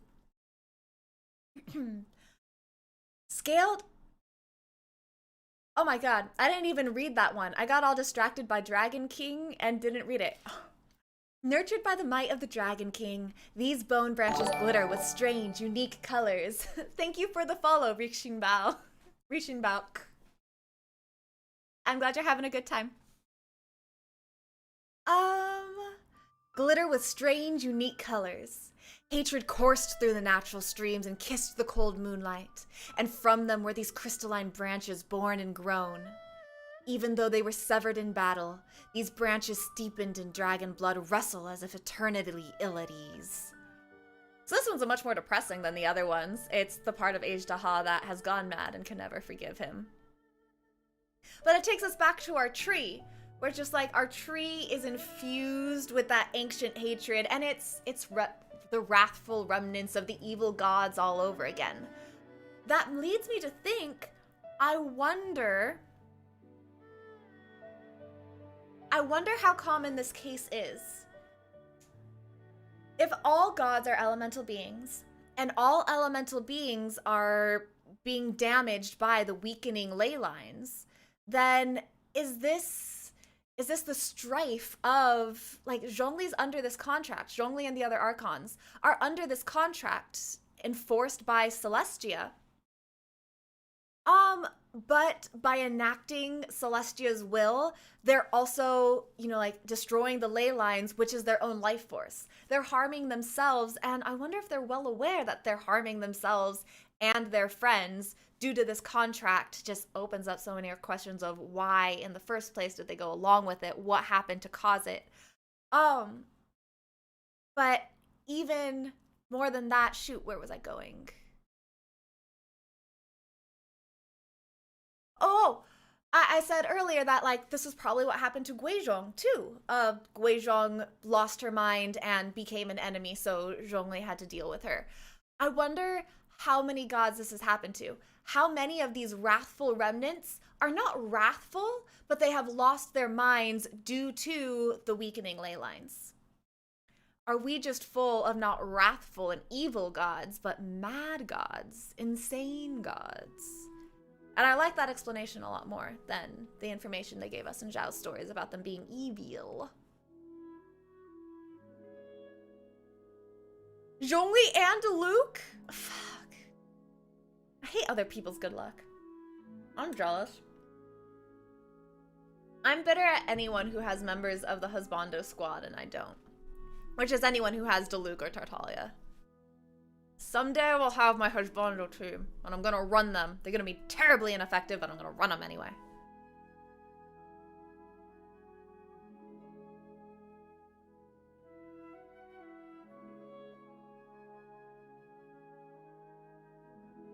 Ooh, okay. I see both of your... So, yeah, the story is really sad, and I love that. I love sad stories. But if we take it outside of the context of, this magical influence, it really just losing himself to mental illness. We could do an AU fanfiction. I don't know why I'm talking so much about fanfiction today, but we could easily have an AU fanfiction, modern AU, where Zhongli and Azhdaha are friends, And Azhdaha starts falling to mental illness, and Zhongli has to watch him be destroyed from within. And like that's something that happens to people today, and that's gorgeous. I mean, it's terrible. It's terrible. But from a storytelling perspective, I love that they made that the dynamic. That's just, again, Mihiyo is really great at making telling relatable stories in a fantastical way. And that's why I read fiction. That's why I read fiction, I watch fiction. That's why anime is my main genre, because anime has a way of doing that, of telling very real stories with unrealistic, fantastical environments, and Genshin just does that so well. I'm so in love with how they tell stories. And then now that I think of it, if all gods and elemental beings are susceptible to this erosion, all the other archons have been replaced because they've gone mad. I think there's gonna be nuances to each one. So I'm very fond of Rutra's theory that the Hydro Archon was assassinated by the current Hydro Archon, so it was a coup d'etat. And then the god of the woods died in the calamity, and we don't know how, but the association is that it was the calamity that killed him. So the cataclysm was what caused him to die. But, all of the other ones, I feel like that has to be, at least 2 or 3 that lost their minds and it had to be passed down. And just imagine your Venti and Zhongli watching your friends go mad over and over again. That's the story we were just telling of Zhongli and Azhdaha, but you don't have to just watch one friend. It's like, okay, imagine a zombie story. Let's take millennia and compress it into 1 week. A group of friends, Zhongli apocalypse hits. Zombie apocalypse hits. You all get bitten, but it's a slow turn. You know you're all destroyed. You're stuck in a room, and you're just watching each other fall to the illness one by one, knowing that you could be next, you could be the last. But oh god, I saw some fan art recently. I think you guys put it in Shrine or memes. No, it was probably memes. That it hit me where it hurts. I loved it so much. Ooh, I pinned it. I think I pinned it because I loved it so much. Helping myself out here. Yes, this. Let's talk about this. The sadness of them all drinking osmanthus wine. Zhongli's stories tell us about this, how they would all gather in Liyue to drink wine together, and then back to them. Like, imagine this isn't them dying to war and to coup d'etats. Imagine you're waiting for yourself to come next. You're the next one to leave the table. Like, oof, it's so rough. And I love it. Also, this is just, I want to go find this, whoever created this, and tell them that I love them. YNA Arts, God, it's so good. So gorgeous. Like, just look at this moment. You can feel this moment stuck in time. It's not just like the lines or the style of the lines. You can feel their movement. You can see her personality. You can see Morax is just like, get off me. You can see what a little shit he is. Come on, Morax. That little grin, the way he's leaning towards him. Like, just, there's so much personality in this still. I'm so impressed. Yeah, Shelby, we are closing up. I'm gonna be done any moment now. Thank you for coming, but we are about at the end. I saw that do not repost. That makes me even more like, I gotta find that and make sure they know I love their work. Gilded Scale. All right, I keep promising you guys I'm gonna be done soon. We're almost there. Gilded Scale. The scaled armor that grows naturally over mystical stone, tough and silent and filled with the strength of the Dragon King. Across the years, as countless generations returned to the mulch of the earth, gold and obsidian embedded themselves into flesh and blood forged from bedrock before spreading and turning into scales. Searing agony, wordless cries. Perhaps they will all vanish when the grudges that spawned them, too, finally come to an end. Okay. Let's actually think about this. remember that first one, the crown of the Dragon King or whatever.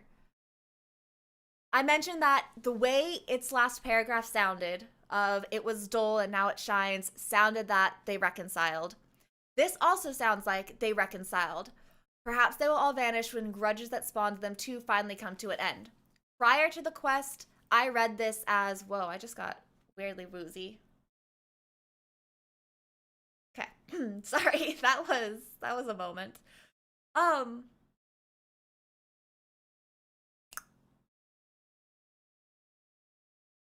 got woozy and totally lost my train of thought.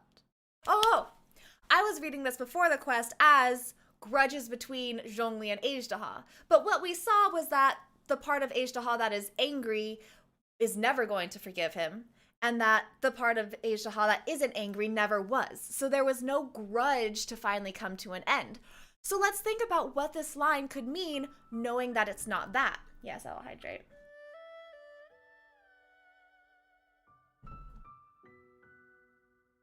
We can go back to ley lines. Is this about Celestia? Is this about Celestia destroying the ley lines? Or, you know, causing their tyrants to destroy the ley lines? And is that causing the searing agony and wordless cries? Is that the grudge? All of the lost sanity of all of the gods that we've lost to insanity because of Celestia destroying the ley lines, is that the grudge, and will their agony end when we overthrow Celestia? That's my revised interpretation of this sentence right here. Or I'm looking too much into it, but it definitely doesn't apply to Azhdaha and Zhongli's relationship, so it's gotta be something else being talked about here. Last one I wanted to talk about, I think we have to go to Honey Impact. Dragonfall. There was a weapon made from Dreams of Dragonfell. Yes, this sounds right.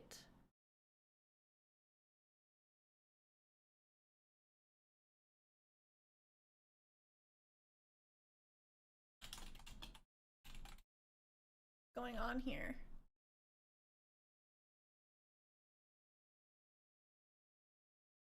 You guys might want to look away if you don't like leaks. I do. Oh, here we go. Child TXT.